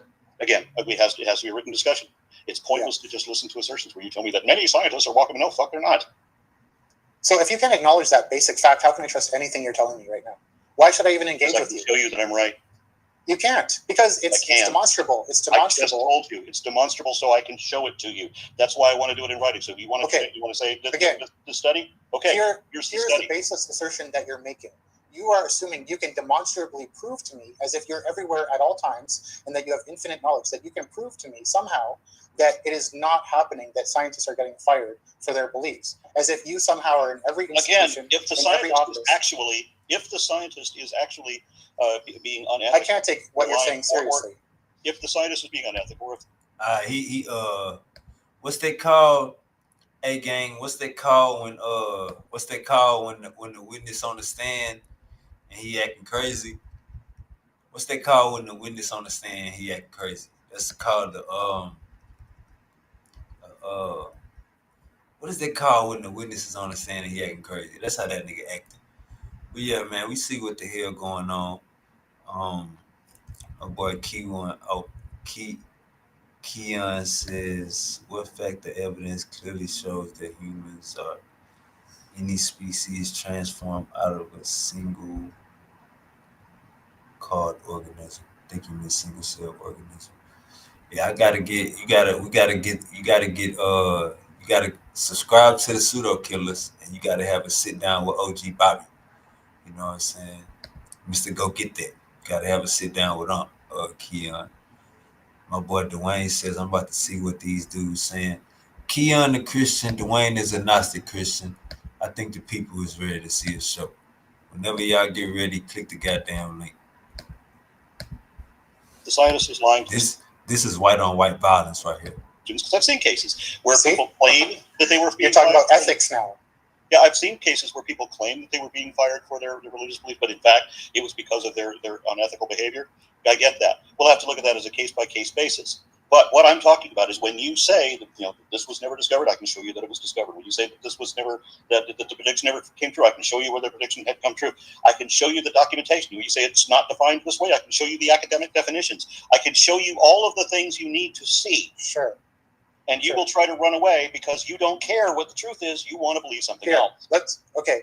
First of all, you still will not acknowledge what I'm saying, or you won't even entertain the thought that it could be true. And you're asserting that you can prove to me. Like that's a wild claim that you can prove. No, I can prove it to your satisfaction.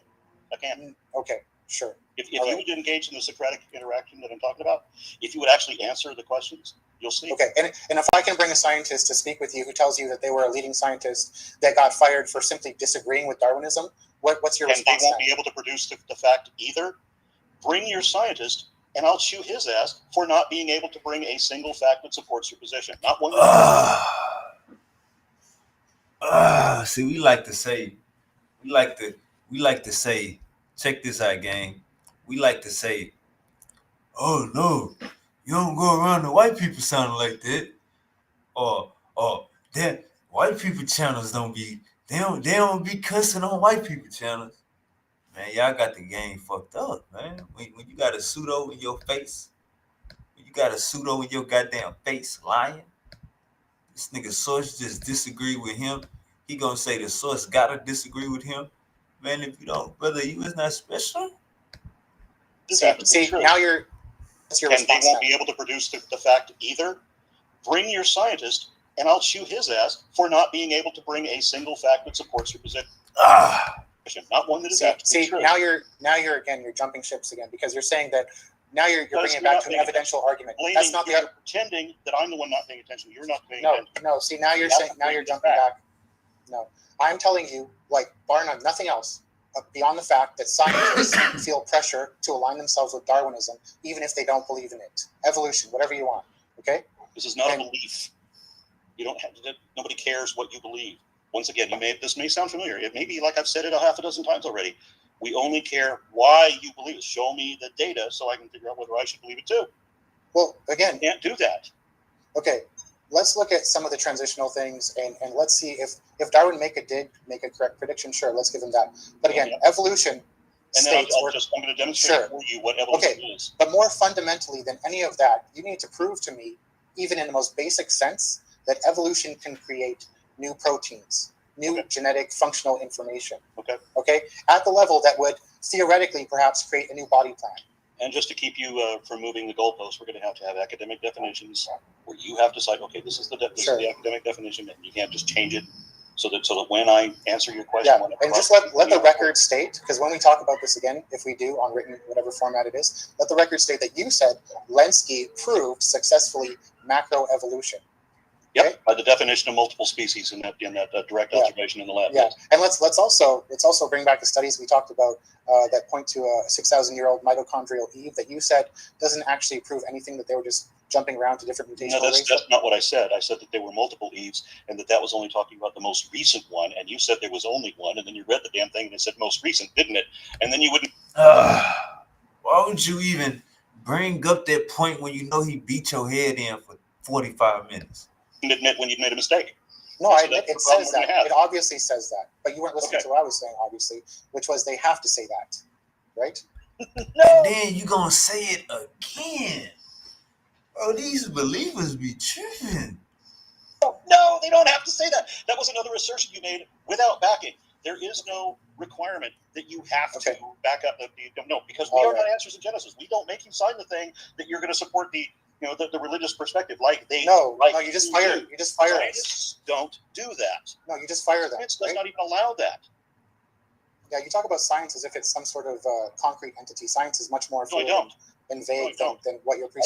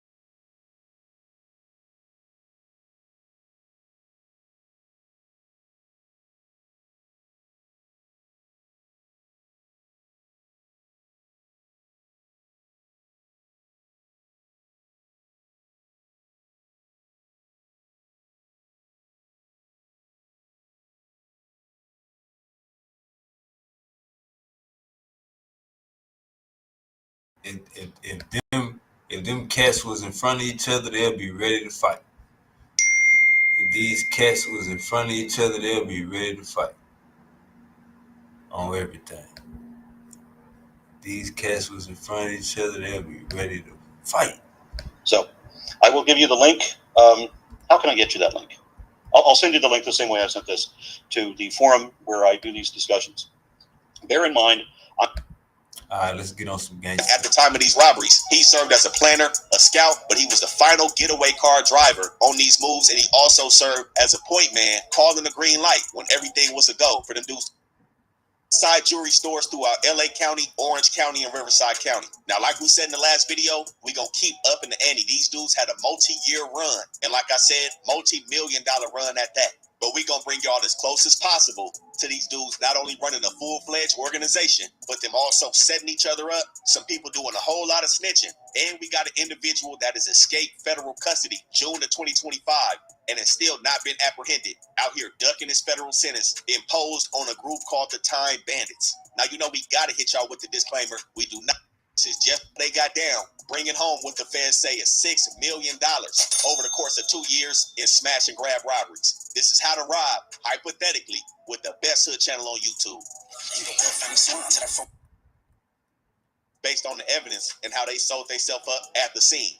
Now, what differentiates these dudes from being a crew is the sheer.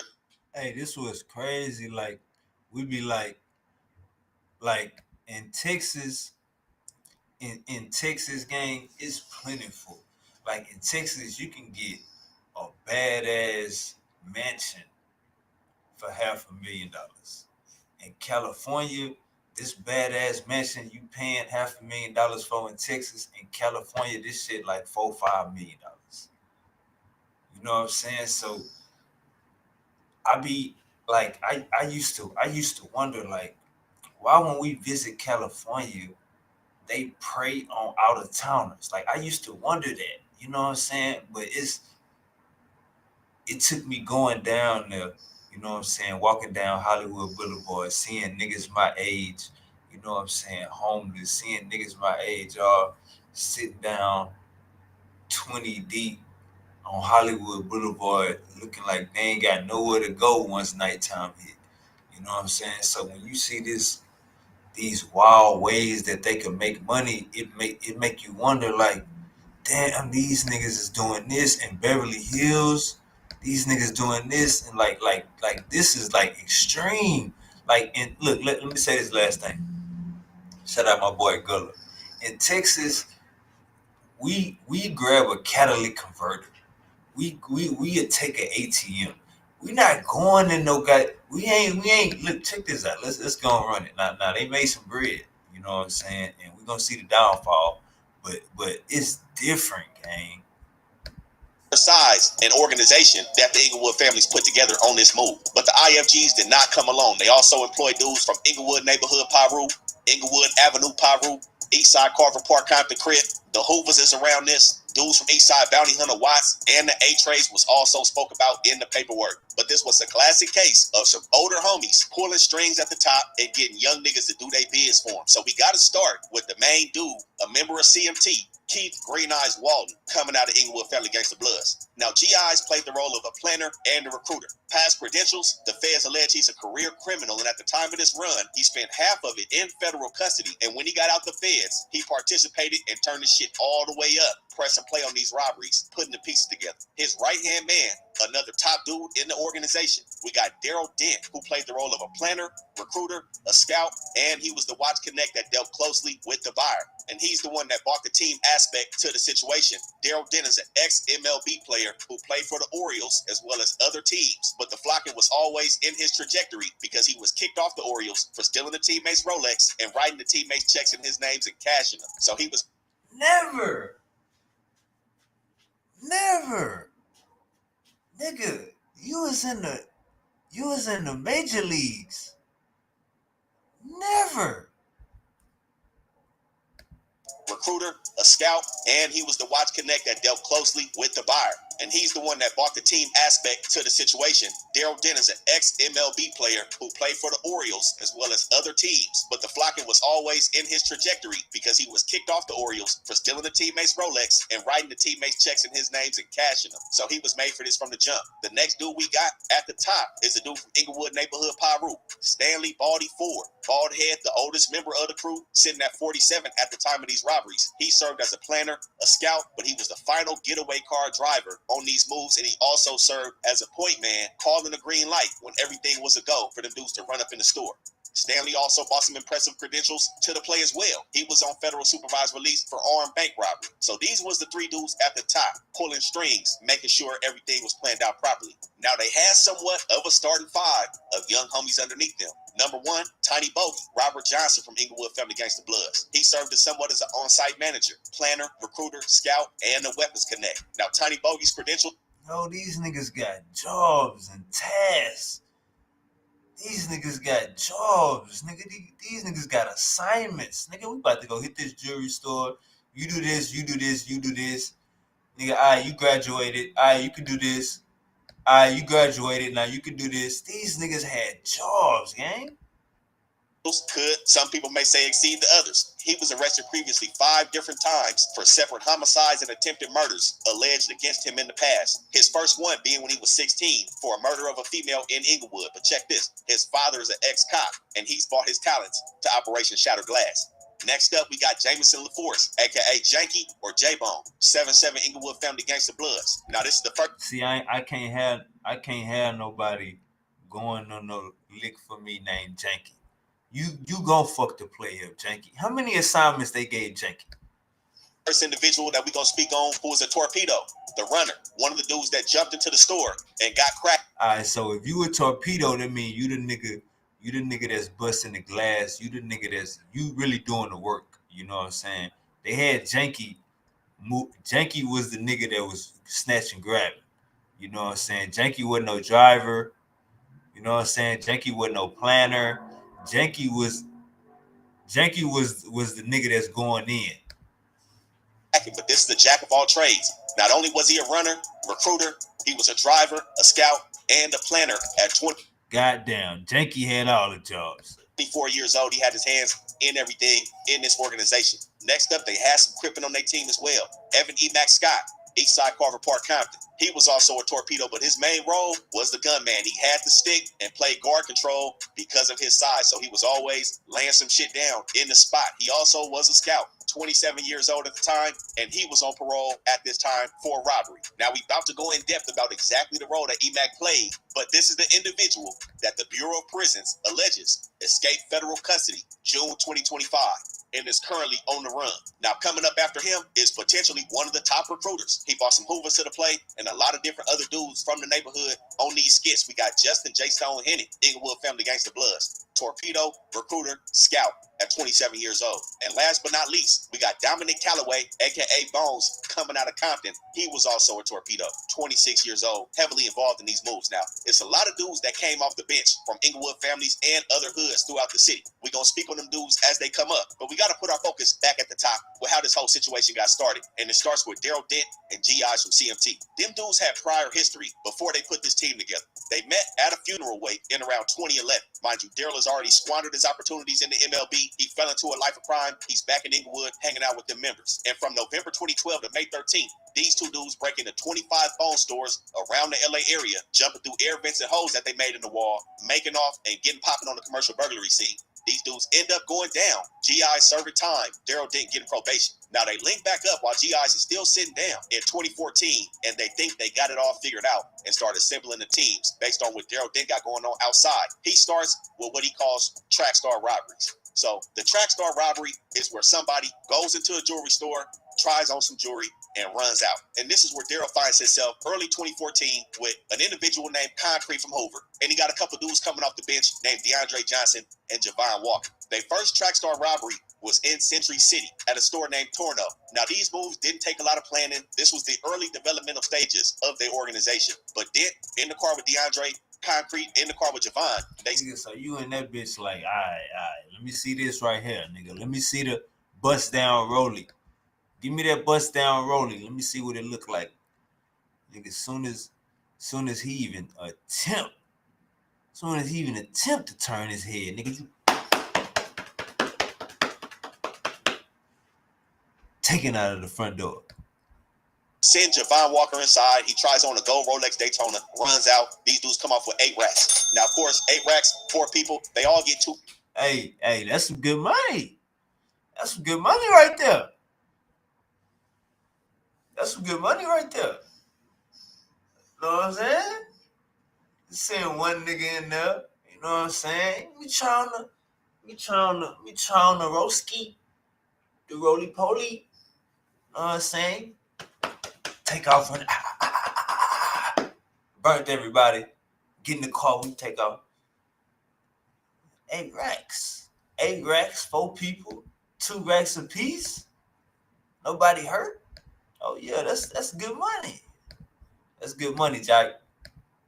K each. Now, this is something that we've seen in the comments that many people have talked about the payout. The key thing is y'all got to understand, nobody on the back end market is paying retail price for any stolen goods. If they was going to pay retail, they would go to the retail store. So that's just how it is. It's a lot of work that goes into getting items off on the back end. For jewelry with gold, whether that means melting the gold down, Yeah, you don't give it down, nigga. You taking a third of the price, nigga. This is, of course, a lot different. With situations like phones, you got to make sure the phone is not carrier locked. It's a lot of steps that not only the flockers, but the buyers have to go through to get it prepped, to sell it to somebody who wants to get it. This is why these dudes will come up with a Rolex worth 20, 30, 40,000 and only make 8 racks off it. So with that being said, you know these dudes were unsatisfied. This is when Daryl starts leaning on GIs as to what he should do to up his take from these moves. Now, while they planning, they still doing these track star robberies. Multiple bench players is being interchanged as runners. DeAndre goes down for a period of time. Dent Concrete is doing it, and they bring in. Oh, my boy, Big Munchie. That's Big Munchie right there in the back with the glasses on. We were just talking about Munchie B earlier. Interchanges runners. DeAndre goes down for a period of time. Dent Concrete is doing it, and they bring in a little homie from Inglewood family named Kenneth Paul, aka Brown Eyes or Lil KO, and he starts getting his hands dirty. But on August 3rd, 2014, this is when the first organized smash and grab robbery goes down at Prestige Jewelers in Manhattan Beach. So, of course, like every move, all of y'all should know, and what people should be doing before they do this, is they walk through. So Daryl Dent and DeAndre Johnson do a walkthrough of Prestige Jewelers before the move. Now, the walkthrough is to see exit plan, check security, and if you can get close enough, check inventory, which is most important. You don't want to be on a play and come back with some bullshit that you can't get off. So they do that, and they bring in the jack of all trades, J-Bone from Inglewood Families. He comes up with another bench warmer named Spook, and he wants to put eyes on it himself. It said that J-Bone is a self-thinker. He needs to put his shit together in his own way, rightfully so. So he goes on a scout mission with Spook, make sure everything is fitting before they run up in the spot. Now, there was a couple places throughout Inglewood that these dudes would continuously meet at, one of which being Animo Inglewood, the high school, another one 8431 Crenshaw Boulevard, which was Daryl Dent's house, and Spook's crib off 78. And throughout these meetings, certain things were getting appointed. So this is where everybody's role was getting appointed to them, whether they was going to be a driver, running up in the store. Daryl Dent's role was already played out. Again, he's an older dude. Just show up at the high school, nigga. I'm gonna tell you your role, nigga. Just show up at the high school. We're gonna tell you your role. He wasn't going in the store. He's strictly waiting for the package to come back to him to sell the watches to the buyer. Now, at this time, they would also buy materials. On every play, for the most part, they were buying new gloves, new masks, new sledgehammers, new everything for the runners to use going up into the store. So all that shit was passed out, and it was decided that J-Bone and Spook were going to lead the charge into the spot. Javon Walker being the getaway driver in the stolen vehicle, and Concrete was going to be in the switch car. So a lot of the times they would use 2 to 3 vehicles, one stolen vehicle to get the runners into the location and in and out of the location. Once they got out of the location, they would take the merchandise, put it in one car, and the runners would go into a separate getaway car. Very organized play, very well thought out, and this is how they were able to sustain a run that they did. So it jumps off all. Okay. August 3rd, 2014, J-Bone runs inside the female employee that was on the floor that day, said she felt like J-Bone was about to crack her in the head with a sledgehammer when he came in, and they got cracking on the display cases. Now, after the robbery, a security guard had followed them in the stolen car. They ditched the car in the middle of the road, left behind the mask and the gloves inside the vehicle, and J-Bone also left his left glove and his mask at the scene. Now, when they got back to 78th, they got to separate the glass from the jewelry. The take ended up being $250,000, a long shot away from that lonely Daytona Daytona Rolex on them track star robberies. These dudes hit big. But you know there's always two parts of a play. It's cops and robbers. While they count up the loot, the cops are collecting that evidence left over at the scene. And of course, you know, it goes into processing. Now, overall, they got 19 used Rolexes and 11 rings. And it was time to implement Daryl Dent and the buyer, an individual named Tony Gold. Now, some game on a buyer like this, you have to have rapport with your buyers. Nobody's coming up, meeting you and giving you a bunch of racks without making sure y'all business dealing is going to be solid. Over the years, Daryl had been dealing with Tony Gold for all his little activities he was participating in. This is how you have a buyer not only willing to meet you somewhere, but bring the right amount of cash. Everything just goes smooth when you have a trusted buyer. Tony Gold is that. So everybody's scared of getting gypped. Nobody wants to lose out on their money. So Daryl Dent calls an individual named Charles Mays, who has a cargo van, and everybody piles up in it, goes to West Hollywood. The merchandise reaches Tony Gold, and the money comes back. J-Bone and Spook make 5 bands each for running into the store. Daryl Dent, Concrete, Javon Walker, and DeAndre Johnson each get 3 racks each. So if there was no funny business on the back end, if nobody was keistering funds, they made 22 racks off a $250,000 haul, which I would say is a bad return on the investment. But sometimes the game does go like this. That's just what it is. Now, everything seems to quiet down after this. You know, this was a big move for these dudes. This is their first official play. You know, after pulling some shit together like this, everybody got a little bit of money in their pocket. I'm sure they started to assess the risk, and they chilled out for a little bit. You know, going into the mindset of doing these plays and shit, you know, everything is moving so fast and everything is cool, especially when you got your money. But after a period of time, you know, that adrenaline wears off and you start going through different things about if and where you messed up. You know, it's a lot that goes on in the lifestyle of criminality. Not everything is easily digested. Even for career criminals or hardened criminals, you know, you always got to assess your risk. Not saying that's what these August 3rd, 2015, they're in Canoga Park at Edward George Jewelers. Now, prior to this, Daryl Dent was scoping this place out. He took trips up to Canoga Park to assess the inventory as well as the guards. But this time, some of them starters was in the mix of this as well. Justin J. Stone Henny and Dominic Bones Calloway from Compton are now inserted into this move. This was before E-Mac from Carver hit the scene. So at the meeting, it was decided that Dominic Calloway was going to be the one to run up in the store and play guard control. And he was going to be accompanied by Justin Henny, popping in the Edward George Jewelers. They also had a random dude on his play who the paperwork referred to by the name of Johnny, and he's one of many unindicted co-conspirators on these moves. But August 3rd, 2015, they put the play in motion, and they seemingly had some growing pains with this one. You know, not as big as their last one, new players involved, but it still goes off without a hitch. Dominic Calloway jumps inside, puts a whole bottle of pepper spray onto the employee inside of Edward George. You know, the employee's crawling around, and they start breaking glass. On this one, they hit for 60 racks in engagement rings and watches. And similar to J-Bone on the last move, Bones Calloway dropped his blood on the scene when smashing the glass. So now we got some more cookie crumbs being left on the trail. This is just the beginning. But as we know, this usually turns out to be the beginning of the end. But like the last one, they go back, count they shit, clockwork with Tony Gold. While they working, police collected this blood sample from the smashed glass. Now again, in the same month, August 15, right after this move, they had some opportunity shit going on. They robbed somebody in the Century City Mall, in Century City, for their Rolex. Just some small time shit, but they went to a third play in the same month, which takes us to August 24th, 2015, Gary's Rolex Boutique in the Century City Mall. Now this is where Green Eyes, still sitting in the fence at this time, is really starting to point at the play. It said that he suggested this location, and they started to put their eyes on it. Now it said that they were onto this location due to the quality of inventory and the quantity of the inventory all the way back in 2013, when Daryl Dent GIs was busting into the phone stores. But they really started focusing on it July 2015, right before the Canoga Park robbery. And this is where some more familiar faces start to pop out. Daryl Dent is in communication with Tiny Bogey, and he requests Jay Stone, Justin Henny, and Dominic Bones Calloway again. Mind you, them dudes was just on the play 3 weeks earlier. But not only does Justin Henny come with Bones Calloway, Tiny Bogey brings in an individual named Marshawn Marshall, another bench warmer who goes by the name of Junior Manchester from Inglewood Family Gangsta Bloods. One of their young homies, he was 18 at the time. Now, you know, these dudes are sitting back and everybody's going through their credentials. Calloway spoke about another robbery that they tried to commit before the Edward George robbery in Canoga Park, where they spoke about himself, another individual from A-Track Gangsta, who I'm not going to name because he's unindicted, and the move was unsuccessful, and another member from Inglewood Family named Jeremy Widget Tillett, who went inside with Calloway. They said they got spooked and they ran out. And this is what led Calloway to being a part of the Canoga Park robbery, because he missed. Now, to scout the location out, Junior Manchester, Bones Calloway, and they had another individual on this play now named Pac-Man. They scout the location out, and Pac-Man takes Daryl Dent back to the location to look at it again. And they speak about dudes from BPS and what route that they plan to take. So BPS dudes was plotting on this situation as well. And Daryl decided to take a page out of the Black P. Stone's book and adopted their exit plan. And this is when another top dude comes on the scene, Stanley Baldy 4, Inglewood Neighborhood Pyru, and he's in charge of getting the weapon to handle the guard. So in all, we got Daryl Dent, Bones Calloway, Concrete again from Hoover, Tiny Bogey, Baldy, and Junior Manchester present at the meet. Now, Bones Calloway also brings a rifle to the party for good measure. The stolen vehicle of choice on this move, Toyota Camry, that Tiny Bogey and Concrete had lifted off the street right before the move,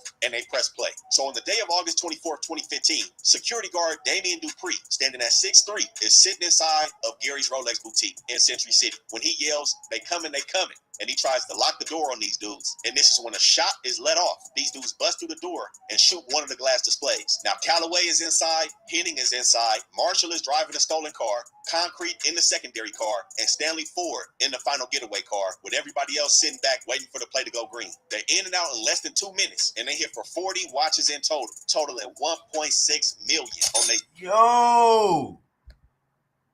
Yo, niggas say they in and out less than 2 minutes. The guard seen them coming, tried to lock the door. Nigga, the guard seen them coming. Nigga shot through the door. Nigga, the guard in and out less than 2 minutes. This shit is organized, calculated. We know what we doing.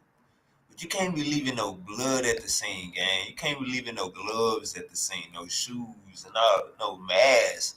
Can't even be leaving that shit in the getaway vehicle, man. You gotta burn that shit, gang. Throw that shit in the trash, nigga, 8 blocks away, nigga. In a random trash can. second big take in their organized plan. Now, they ditched the Camry about 70 yards from the robbery, left it with the doors open and it's still running. And inside the vehicle, they left a ski mask and a Century City Mall parking lot ticket. And again, they take these items into evidence. Now, a worker from the store recounted an event 6 days earlier where he identified a man from a photo lineup as being Dominic Bones Calloway, who came in asking about watches. Now, remember on the last move, August 3rd, Calloway dropped his blood at the Edward George Jewelers in Canoga Park. And it turns out that the mask that they left in the Camry also had a DNA match to Calloway, so you know the people wanted to talk to him. Now, Baldy from NHP calls Dent after they make the final drop, and he says everything was green. They meet again in West Hollywood to take the inventory to Tony Gold, but this time they went in the underground parking garage to try to throw off GPS. Now, I don't know about that one. I wouldn't trust it. I don't think it works. But those were the precautions that they were trying to take in this situation. They said they had been watching the news and saw some people getting caught because of the trackers. Like we said in the last video, them trackers usually be in that soft cushion in the watch that's on display underneath the watch face. So they tossed all of them cushions out and of course kept the watches. Now this is when it came time to split the bread up. The whole take off of 1.6 million, they cashed out with $310,000 August 24th, 2015 off 40 watches. Now Dent, again, he sits back. Yeah, so they really getting like a fourth of the value on the street. Older homie, he waits for the phone call to catch the buyer. He takes 130 racks, paid Junior Manchester and Baldy 15 racks each, checks himself into the Lowe's Hotel, starts taking pictures with the money. Another individual who went inside named Deb, he makes off with 50 racks. Dominic Calloway makes off with 50 racks. Secondary driver Concrete, 15 racks. Tiny Bogey gets 65,000, shoots a dub to J-Stone, and spends some money on a motorcycle and a bond he had to pay off. Now, J-Stone was worried about Dominic Calloway because, again, Calloway keeps going inside on these moves, so they had to make sure he was paid properly. Daryl Dent, once he checks into the Lowe's Hotel, he buys a Kia powder, starts busting it down, and he hightails it to the Mayweather and Andre Berto fight and moves his ass to Anaheim. These niggas was outside. Now, the jack of all trades, J-Bone, was in New York at the time, I believe headed to Haiti. He called Dent and said the hood was talking about they move. You know, he was looking for a little chili on the back end. Dent sent the 500 for his travels, and Concrete was feeling the type of way about his cut. Mind you, he was a secondary driver, only made 15 racks off of these dudes hitting for upwards of 300,000. So he feeling the type of way, and Green Eyes instructs these dudes to give some money to his wife to take care of him while he's sitting down in the feds. Everything's lovely right now. And less than a month later, here we are, October 18, 2015, at Frederick H. Rubble in Mission Viejo. And this proved to be a pivotal point in this whole operation. Now, this same location they hit about 6 months prior with a track star robbery. Green Eyes was involved in that, so this is why they were familiar with this location and figured out that they can run it up again in this spot. Now, Concrete, feeling funny about the money from the last move, he removed himself and his ass quickly got back into the fold when they planned this robbery in Mission Viejo, and he's ready to go. And it starts off with Tiny Bogey and Dent riding up on their new motorcycles to scout Mission Viejo out. You know they feeling good. They checking everything, and Charles Mays and Baldy also take a trip to scout everything as well. And this is where they picked the parking structure to be their place of exit on this move. Now again, them starters is on play. Tiny Bogey and Jay Stone are back recruiting people. And this is when they come up with Devin Snoop Howard, another player off the bench. Inglewood family, 18 years old, the young homie. He's the runner. Stanley Baldy Ford, the point man. Again, the dude that looks out, make sure the coast is clear, and calls the green light when it's time to press play, and these dudes jump inside. They got Junior Manchester back on it. He's also going into the store with Snoop Howard. And Concrete was appointed as the final car driver to take over the backpack after the play. Again, like I said, when the play was done, jumping out of the stolen car, the backpack goes one way, the players go the other way, and it goes down. They pop up in the store, again, another big take, 40 Rolexes and some assorted jewelry worth about $600,000, and they out of there. But this time, Junior Manchester ended up holding on to the bag and not sliding into that final getaway car, and they get the move. Now, while they escaping from the scene in a Chevy Tahoe, the stolen vehicle, a police officer involved in the situation calls an individual by the name of Ryan Stearman, a special agent with the ATF. 34 years old at the time, he's leaving an undercover job in Orange County already. His phone rang. They say it's a 211 that just went down in nearby Mission Viejo, and they said the getaway car is heading north on the 405. He hit his lights, and he's on his way. Now, back to Concrete and Junior Manchester. Concrete called JM and tells him he saw some vehicles that he felt were suspicious. He said he seen some cars about 20-30 minutes earlier, and he just ran into the same cars. So he tells JM to throw some of the watches out the window because he believes there's a tracker on them. And JM throws hundreds of thousands of dollars worth of watches out onto the 405 freeway. And guess who's there to pick them up? ATF Special Agent Ryan Stearman. He recovers 26 Swiss watches scattered along the shoulder, surrounded by glass and broken taillights, but nobody was caught at the scene. Now, these dudes still made a little bit of money for this. Everybody came off with about $3,000 each. Like I said, hundreds of thousands of dollars was left on the table because of the tracking devices. But some things start catching up with people. November 4th. That's crazy. They throwing watches on the freeway. 2015, a couple weeks after the robbery, Dominic Calloway is arrested, as well as 18-year-old Devin Snoop Howard. And the individual named Levon Tippett also went down for stealing the Tahoe that they used on the play. Now, they conducted an interview with Calloway. He said he wasn't there, of course, but they had his DNA from the August 3rd Canoga Park robbery, and they had his DNA from the August 24th Gary's Rolex robbery. So his world started to crumble. But while he goes down, an MVP is getting out the feds. December 2015, GIs is released from federal custody, and this is when they really start to play ball. So the top of the new year, GIs waste no time. Dent hit the location, and now, since Dominic Calloway has went down, this is when EMAC from Eastside Carver steps in as the muscle. And EMAC is recruited by Dent. So they put him right into the fold. Dent, EMAC, Baldy, Tiny Bogey, and Charles Mays start scouting the location. Again, Baldy being the point man to call it when it's green. EMAC now has the title of a grabber. Now, he was looking for a job at this time, couldn't find one, ended up getting in contact with Daryl Dent and got himself a contract with the team. And on January 2nd, 2016, this is when they press play on Ben Bridge. Well, so you got drafted. Jeweler in Santa Monica.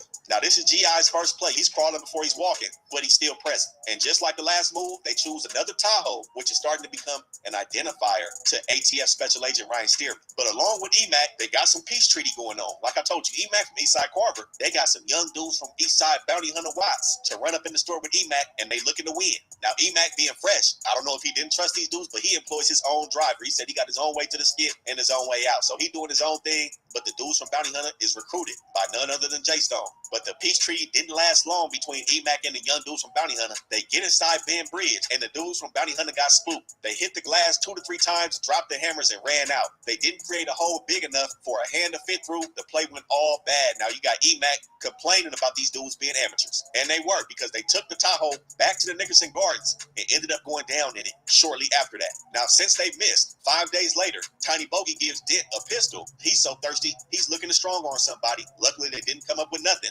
because like I said, those are some opportunist-ass crimes that end people up in the wrong positions fairly quick. But while they working, they had another crew, separate from everybody in this situation, who was seemingly watching them. Another crew hit South Coast Plaza, Orange County Mall, in the same fashion, smash and grab, getting off with 133 Rolex watches worth more than $2 million. And police find a Chevy Impala about a mile away from the scene abandoned. Again, same mask, same MO, sweatshirts. So you know what the time bandits had to do, man? They couldn't let these niggas one-up them. A couple days later, January 22nd, 2016, 4 p.m., they in Woodland Hills at Manya Jewelry. Now, this is when a popular dude in Inglewood gets into the play. A dude named Dagger, an individual that sadly lost his life, I believe on the same day Draco lost his life, where he was killed in Inglewood off La Brea in 2021.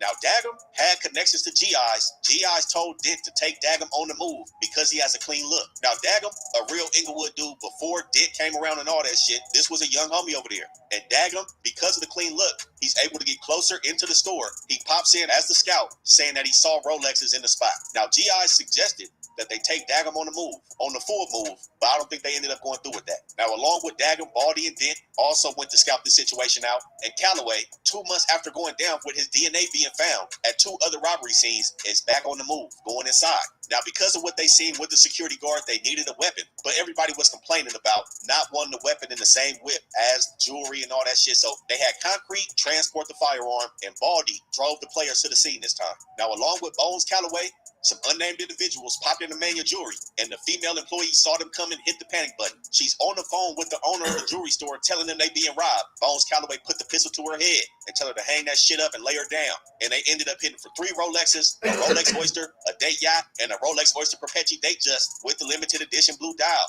They hit for 1 Omega and some other jewelry, overall coming out with approximately $200,000 in jewelry out of Woodland Hills. Now, like I said, Tony Gold, the main buyer in this, I've spoke about buyers in our previous videos about these dudes at one point are gonna fold. That's just what it is. They're not really a part of the game. They're taking advantage of niggas, hitting people over the head with the prices, and when shit go bad, they go bad. Now, everything hasn't blown up yet, but Tony Gold is somewhat becoming more distant with Daryl. And he has a middleman meeting with Daryl, not really dealing with him and answering his calls properly, but they ended up getting the jewelry to him, and they ended up bringing about 12 to 15 racks total, which came out to about 3 racks apiece. And this was the first successful robbery that G.I.'s was a part of now that he was out fresh into the streets. And when he touched this money, this is when the robberies start to ramp up. These dudes seemingly was on a robbery once a week after this. So that was January 22nd, February 7th.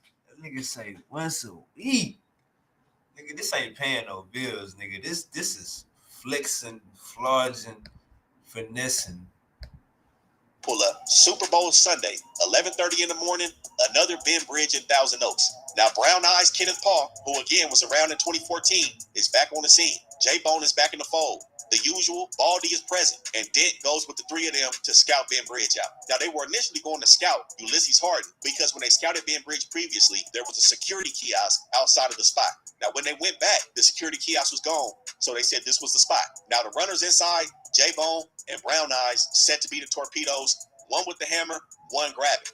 Jeremy Tillett, Widget, employed as the driver because he had his own vehicle. We also got G.I.'s and Concrete. G.I.'s planning with Dent on the back end outside of the play, and Concrete being the switch car driver. Charles Mays being the lead car to lead Concrete back safely to the spot where the handoff of the bag goes to Dent. This time, the stolen car that they used, black Suburban, and these Chevys keep showing up. So 11:30 Super Bowl Sunday morning, a female of Ben Bridge is on the phone with her daughter, telling her the chicken wing recipe for the Super Bowl party, when Brown Eyes and J-Bone pop in with a Spanish accent and say this is a robbery. They get her off the phone and do their business, hitting for 37 Rolexes, making out with a retail value of $300,000. Now, everything made it into Dent's hands from Concrete properly, and Dent took him to the buyer. The buyer comes back with an offer of $35,000, about 10% of the retail value. When G.I.'s hears this, Yo, nigga say 10%.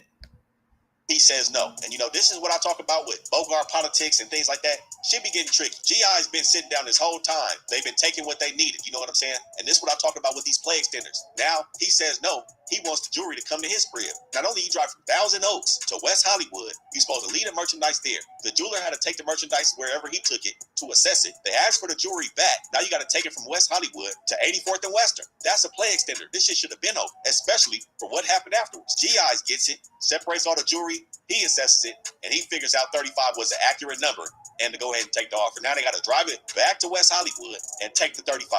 Jeremy Tillett, Widget ended up getting 7 bands along with pretty much everybody else that was on the play, which was a fair move. G.I. said he wanted everybody's pay to line up. No funny business, but he falls out with Concrete because he accused Concrete of keystering the watch. He said he think a watch is missing, and Concrete, being the car that drives the watch to Daryl, was the lone suspect. So G.I.'s Concrete fall out. G.I.'s fires Concrete from Hoover, terminates his contract, and he said it really stems from his bad judgment and mishandling the work. Remember, Concrete had Junior Manchester throw out hundreds of $1,000s of watches on the 405. So this is what led to Concrete getting his contract expired. But 10 days later, here they are at West Time Jewelers in West Hollywood. This time, Tiny Bogey's the lead. Now, at this time, as you see, these dudes are on quite a run, and some things start to change up. Dudes out here busting side missions. Daryl Dent had got out for a side robbery. He was out on bond. Some other dudes had active warrants, and some things started to change up. Daryl opted not to drive anymore in his own vehicle. He wanted to ride with people. So when they started plotting on West Time and West Hollywood, he rode with Baldy to scout the location. Tiny Bogey, again, was the lead on this one. He had some little females that he recruited to scout, sent the females inside to assess the inventory. E-Mac, chosen for guard control again with the stick. And Jay Stone, again, top recruiter, got them young dudes from Hoover as the runners. Now, Jay Stone was trying to separate himself from the situation in terms of taking a more leadership position. Like I said, a lot of the older dudes was trying to kick back like Green Eyes and Dent and just send dudes off. So Jay Stone had to drive on this play. He didn't really want to do it, upset about it. He felt like it was too risky. But many times on many different robberies, Tiny Bogey, like I said, the on-site manager, was the one in niggas' ears really pressing the issue about what role they was going to play. So the play was supposed to jump off February 16, 2016. The first trip, West Time was closed by the time they got there, so they stayed in a motel that night. Now, Dent had court in the morning, so he couldn't attend the show. So again, this fully put Tiny Bogey, we're running the shit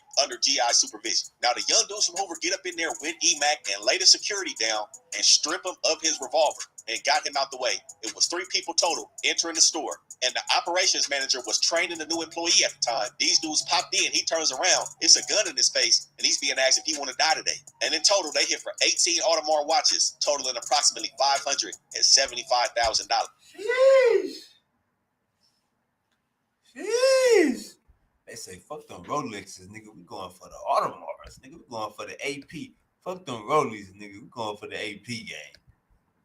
And some more cookie crumbs were left on the scene. A yellow hard hat, a sledgehammer, and a baseball cap was left behind. And police, come on, gang. We can't be leaving all this shit on the scene, gang.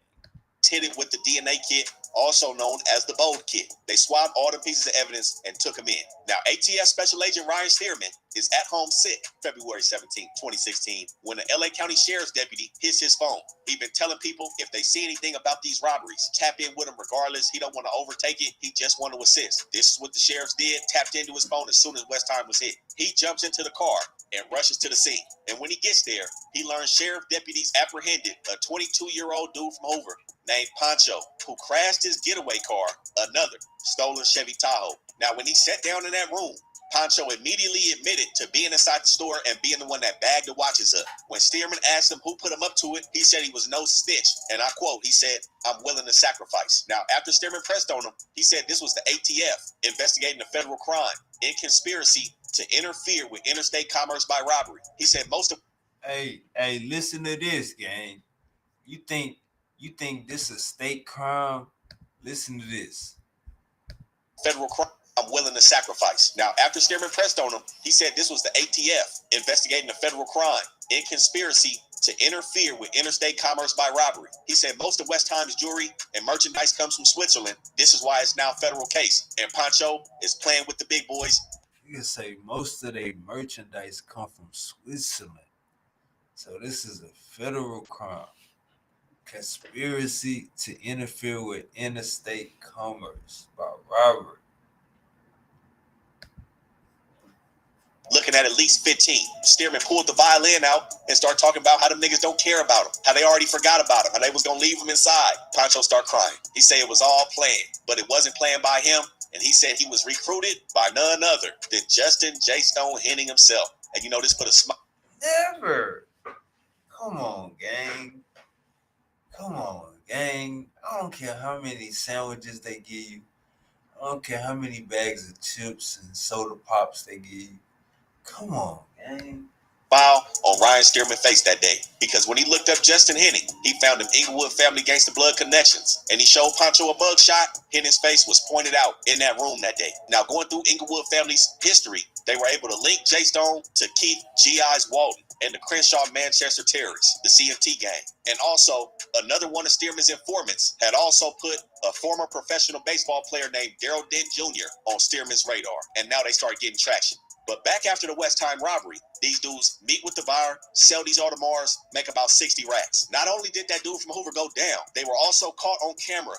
the evening prior doing the scout and pulling the door to see if the doors was open. Those females that Tiny Bogey had enlisted to scout. Now, E-Mac was upset because he felt like he was getting less than some other people when he was putting more work in. Again, E-Mac is going in there, busting a gun, stripping niggas of their gun, playing the muscle, and doing some heavy lifting, not just grabbing the watches. So he's upset about his tape. But that doesn't stop them because 3 days later, they in the Glendale Galleria at Bendy's Jewelers. Now, G.I.'s Dent and a female scout had put their eyes on this location, and they was looking for Rolexes. Dent, like I said, had that new motorcycle. He was buying a bunch of shit. He pulls up in his new Chevy Silverado that he bought the same day that they came over here to Bendy's Jewelers. Now, they had everybody together. Widget was back on the play. E-Mac, J-Bone, J-Stone, Tiny Bogey. And now they had these two new little players coming off the bench. Tiny Bogey got his little homie, Junior Bogey. Wilson Alima, a.k.a. F-Nut, 24 at the time, Inglewood Family Gangsta Bloods. And they got a dude named Shane Lewis, a.k.a. Hangout, who was also 24 at the time from Inglewood Family Gangsta Bloods. So they assembled a team. They did all their scouting, did everything properly,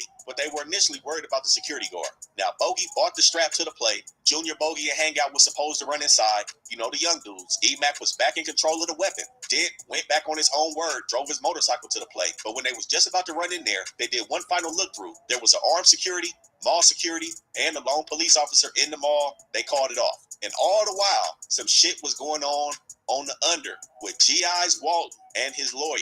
While Ryan Stearman is gathering evidence, putting his shit together on the IFGs, Keith Green Eyes Walton and his attorney request a meeting. The attorney said Walton, who was facing a federal gun possession charge, hoped to reduce his sentence by providing helpful information about other crimes. And that was corroborated because G.I.'s Never. also went to Daryl Dent and told him, hey, give me the full names of the people that were involved in the Century City robbery, where they hit for $1.6 million on August 24th, 2015. Remember, G.I.'s was in the federal custody at that time. He was looking to leverage that case and the people in that case to get his gun charge sentence reduced in the feds. Dent gives him the name of Dominic Calloway and names everybody else involved. He told Dent right there that if he needed to, he was going to snitch to get his time cut. Ryan Stearman said he sat down with G.I.'s as well as an assistant U.S. attorney, Scott Tinley, and they said G.I.'s was in there arrogant. G.I. spoke about the track star robbery, said he used to do it. He was laughing about certain people being torpedoes, and he spoke about some crimes that happened. When he got back to Dent, he told him they grilled him hard.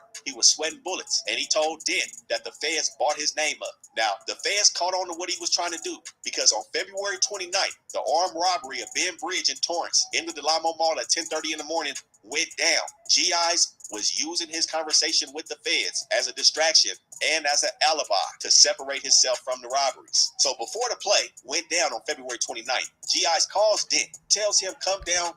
This shit crazy, gang.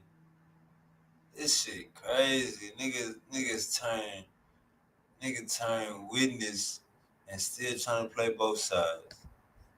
To his pop's tow yard to run the play from there. He wanted himself and Daryl Dent to be away from the play and let Tiny Bogey lead everything. He said they was going to sit in his pop's office, and he gave Daryl Dent the videotape of them in the office to prove as an alibi of them not being involved in this armed robbery. And the thing is, G.I.'s put this play into motion. His homie Tommy had told him this spot looked...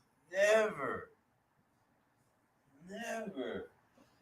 This nigga is sending youngsters to go do a mission, and the whole time he working.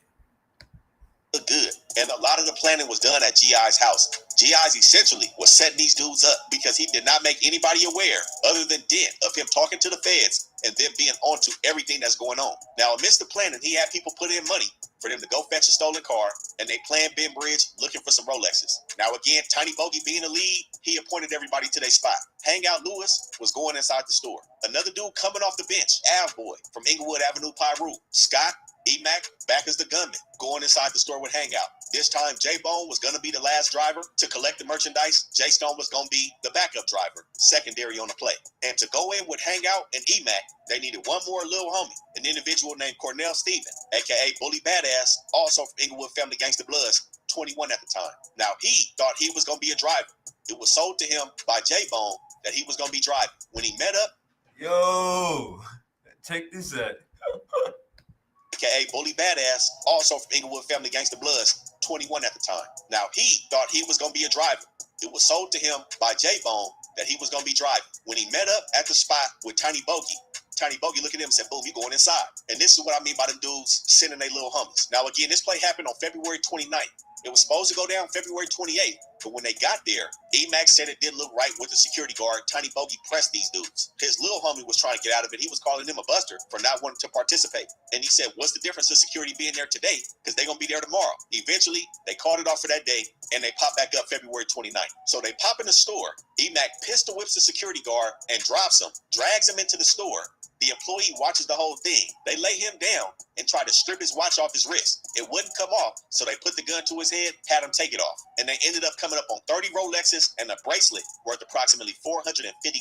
But they also left some more shit at the scene. They dropped the sledgehammer. Police collected it into evidence. Now, after this robbery, they get out and they do the switch car at the Torrance Marriott. There was an individual at the Torrance Marriott parking lot that had watched them do the whole switch, and he felt something looked off. He seen the tires screeching, niggas talking about go, said it didn't look right, and he calls the police. Now, Junior Bogart is driving. He got Bully Badass and Hangout in his car. He pulls over, switches his plate. He had the paper plate on, put his real plate back on, and they got in the wind. Now, as they driving, Ryan Stearman is on their way to the scene. They locate the getaway car and find a handwritten note inside with hood names on it. Bully Badass, Matt, Lil KO, Hangout, Nate. It was found inside the getaway car with each dude's phone number on it. And they end up catching up with Junior Bogey's car. And Bogey, Hangout, and Bully Badass go down. Now, as soon as that happened, GIs told everybody to block them dudes' number. Block Junior Bogey. Yo, this is crazy. These niggas got set up. Look at this. Pulls over, switches his plate. He had the paper plate on, put his real plate back on, and they got in the wind. Now, as they driving, Ryan Stearman is on their way to the scene. They locate the getaway car and find a handwritten note inside with hood names on it. Bully Badass, Matt, Lil KO, Hangout, Nate. It was found inside the getaway car with each dude's phone number on it. And they end up catching up with Junior Bogey's car. And Bogey, Hangout, and Bully Badass go down. Now, as soon as that happened, GIs told everybody to block them dudes' number, block Junior Bogey number, stop communicating with them. And shit started to go bad between all these dudes, with Junior Bogey changing his name to CWC, Bully Badass changing his name to CWB, and Hangout changing his name to CWA, confidential witnesses. And it was for sure gonna be bad anyway. As soon as Junior Bogey got to the county, he's calling J-Bone phone and is talking too much. Them niggas had to ask him, why you keep calling? And you gotta feel for that. You gotta understand. If you go down and your homies don't go down, stop calling. Don't be calling niggas' phones. For what? It's one call to somebody who was not associated to the situation. See if you can get bailed out, whatever. Don't call your homies that were with you on the play when you go down or if you go down. And they didn't go down. Junior Bogey's on his phone all emotional and shit, asking if he's gonna be good and telling niggas I love you and shit like that. Hey man, chill out. J-Bone was telling them his big homie was acting funny because that was at the direction of Green Eyes telling niggas to block their numbers. Don't talk to them dudes. They went down. They the young homies. They probably gonna go bad. This is big. He already knew. And on the other end, Bully Badass stated that he felt that Junior Bogey was going to start cooperating based on how he was breaking down in the car when they was getting pulled over. He said, I need to beat this dude to it. He started cooperating, and he sit in the room with Ryan Stearman. Stearman say Bully Badass looked terrified. He said he didn't know too much, but Hangout knew a little bit more. And once he realized he was facing federal time, he named Tiny Bogart as the individual that recruited him. They talked about Baldy, GIs, and Stearman knew it was a green light once they dropped GI's name. But they wasn't done yet. Now, just because them dudes went down, again, like I told you, they separated the merchandise from the runners. They went down, the merchandise didn't. They ended up selling that work. Bully Badass and Junior Bogey were never paid. And when he got on the stand, he felt like he was being used as some bait and a pawn, and he was scared. Yo, listen.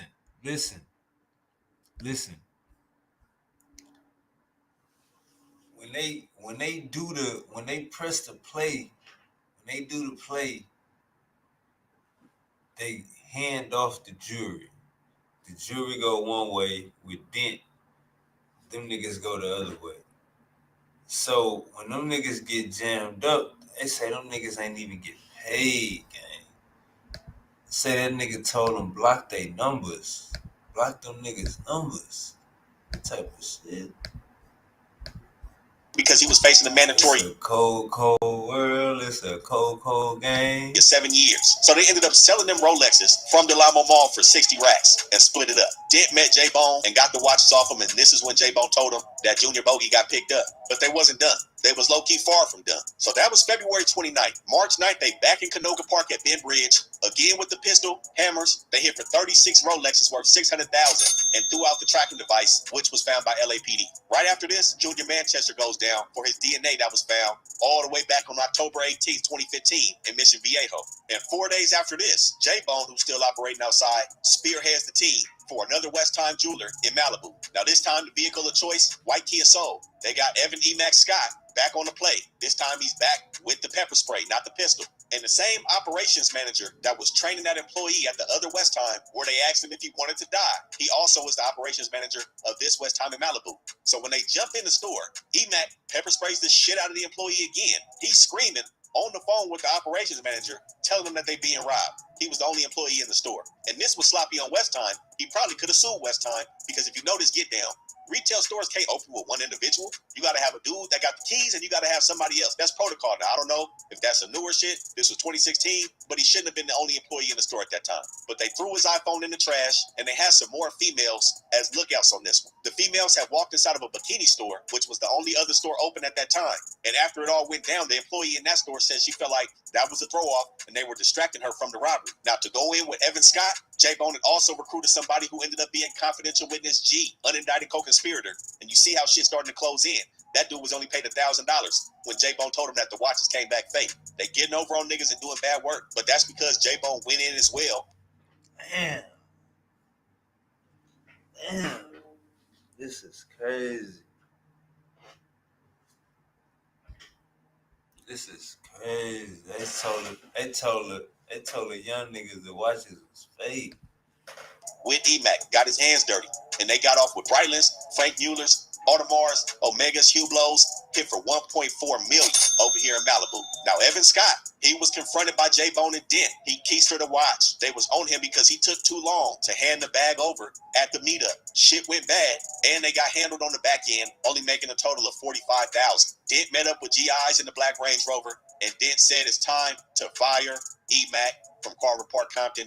His contract got to go. And everybody had tension with Emac after that. And by this time, with all these people snitching and going down and doing funny shit, they pinged Baldy's phone at one of the towers near 3 jewelry stores at the time each one was being robbed. And Stearman could see all the suspects were talking to one another on the days of the robbery. This is when he started putting up pole cameras on people's houses, watching their movements. And GIs, who was eventually told he needed to turn himself in to the feds in May, said he needed some more victories. He needed more successful heists. And that's where these dudes get cracking 3 weeks later.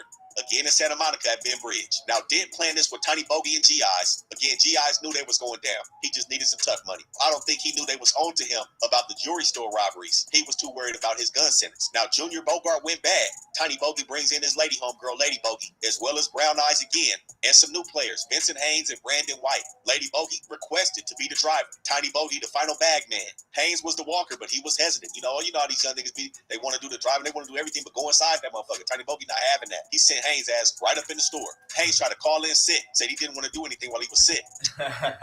DIs begged him to participate, then called him a bitch for not being with it. Then he shows up on training day. Brown Eyes is the one that recruited these dudes, and Brown Eyes' girlfriend was also a driver on the play. Now, since these were new players off the bench, GIs gave them instruction on how to do it. They want to hit the display case from the inside, not in the front or the top. You got to jump the counter, because the glass is most vulnerable where the sliding door is. They hit for 24 Tag Heuer watches worth $67,000, and this was officially the end of their run. They were arrested, leaving the location. April 24th, 2016. J-Bone goes down. Again, his DNA was found all the way back from their first move, August 3rd, 2014, where he left his left glove in his mask. His left glove had a DNA on the interior. The mask had the DNA on the back. He set up in that room with Detective David Rodriguez and kept it solid. Walton turns himself into the feds in May for his case. But June 16th, ATF and FBI start kicking in doors. They took down Daryl Dent, June 16th, 2016. They took down Jay Stone, who was staying on 78. When police got his phones, they said they got to put these phones in airplane mode. That's how the IT department wants it, so nothing can be altered before the IT department gets the phones. After all that money, he had $1,400 left on him. Dent, $0. Stanley Baldy Ford also went down. June 16, 2016. Kenneth Paul, Brown Eyes, isn't arrested until November 7th. The cookie fully crumbled over here, and it was over because when GIs thought that he was going to have to say something, Daryl Dent beat him to it. Turned state's witness, cooperated on the stand. When Keith GIs Walton, Robert Tiny Bogey Johnson, Justin J. Stone Henning, Evan E. Max Scott, Jameson J-Bone LaForest and Jeremy Widget Tillett took it to trial.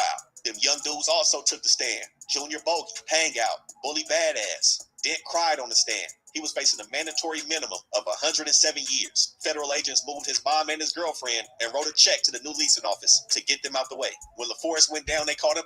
Yes. On Google, asking Google how to invest money from the robbery. Tiny Bogey was trying to do all he could. He had stolen a protective order document of one of the co-defendants named Fred Pittman, a random bench warmer. He had sent the note to a pastor and his mama, showing the paperwork and labeling him as a rat. He also sent it to his homies, and the paperwork was floating around the club saying Fred Pittman is a rat. But with Daryl Dent taking a stand, telling everything, man, he got GI's hit with 660 months. Probably will never see the light of day again. Stanley Ford, again, who was out for armed bank robbery, hit with 300 months. Tiny Bogey, 264 months. One of the rats, Bully Badass, 120 months. Even after he snitched, J-Bone ended up going down, getting hit with 200. This nigga got 10 years even after he snitched. 72 months. Bones Calloway out of Compton, 72 months. Snoop Howard, 90 months. Junior Manchester, 120 months. Av Boy, 36 months. When she stepped in on one play, Lady Bogey, 12 months. Brown Eyes, aka Lil KO, 57 months. And E-Mac, again, the feds allege he did the dash June of last year. Now his plea agreement had an L in it. You know, he was strong arm and shit. These dudes was facing a lot of time. I don't know the specific number that he got hit with, but the BOP alleges that he is still on the run. Jay Stone caught a loop in the case. He wasn't found guilty of all the charges, and some federal prosecutors had messed up some paperwork and that did some funny shit in front of the jury. Jay Stone filed his motion, got his case dismissed, but he couldn't stop going down for other crimes after the shit. Since he was released from the feds, he caught a gun charge, went down for a murder. Most recently, October 2025, he went down for a DUI. All the while in the back end, the feds still trying to clip this dude. They basically tossed that full dismissal and told him he can have a retrial. So he has a retrial set for next month, February 2026, where he's still going to be tried for these robberies because these dudes took the stand and implicated him in all his movements on the plays. And as you can imagine, Daryl Dent, ex-MLB player, came to the hood to fuck with some gangsters, ended up taking a stand on everybody. He chilling right now, not in federal custody. This how that shit play out, and this is what happened when the Inglewood Family Gangsta Bloods put together a $6 million team getting cracking throughout LA, man. Y'all make sure y'all stay tapped in. Hey, that shit crazy, gang. That shit different. That's different. That's different. That's different than the motherfucker. That's different. I'm about to get out of here, man. I gotta give me something to eat, and I gotta go to heaven. I gotta get something to eat and go to heaven. So like, saying, subscribe, yo. We live, yo. And I'm out, yo.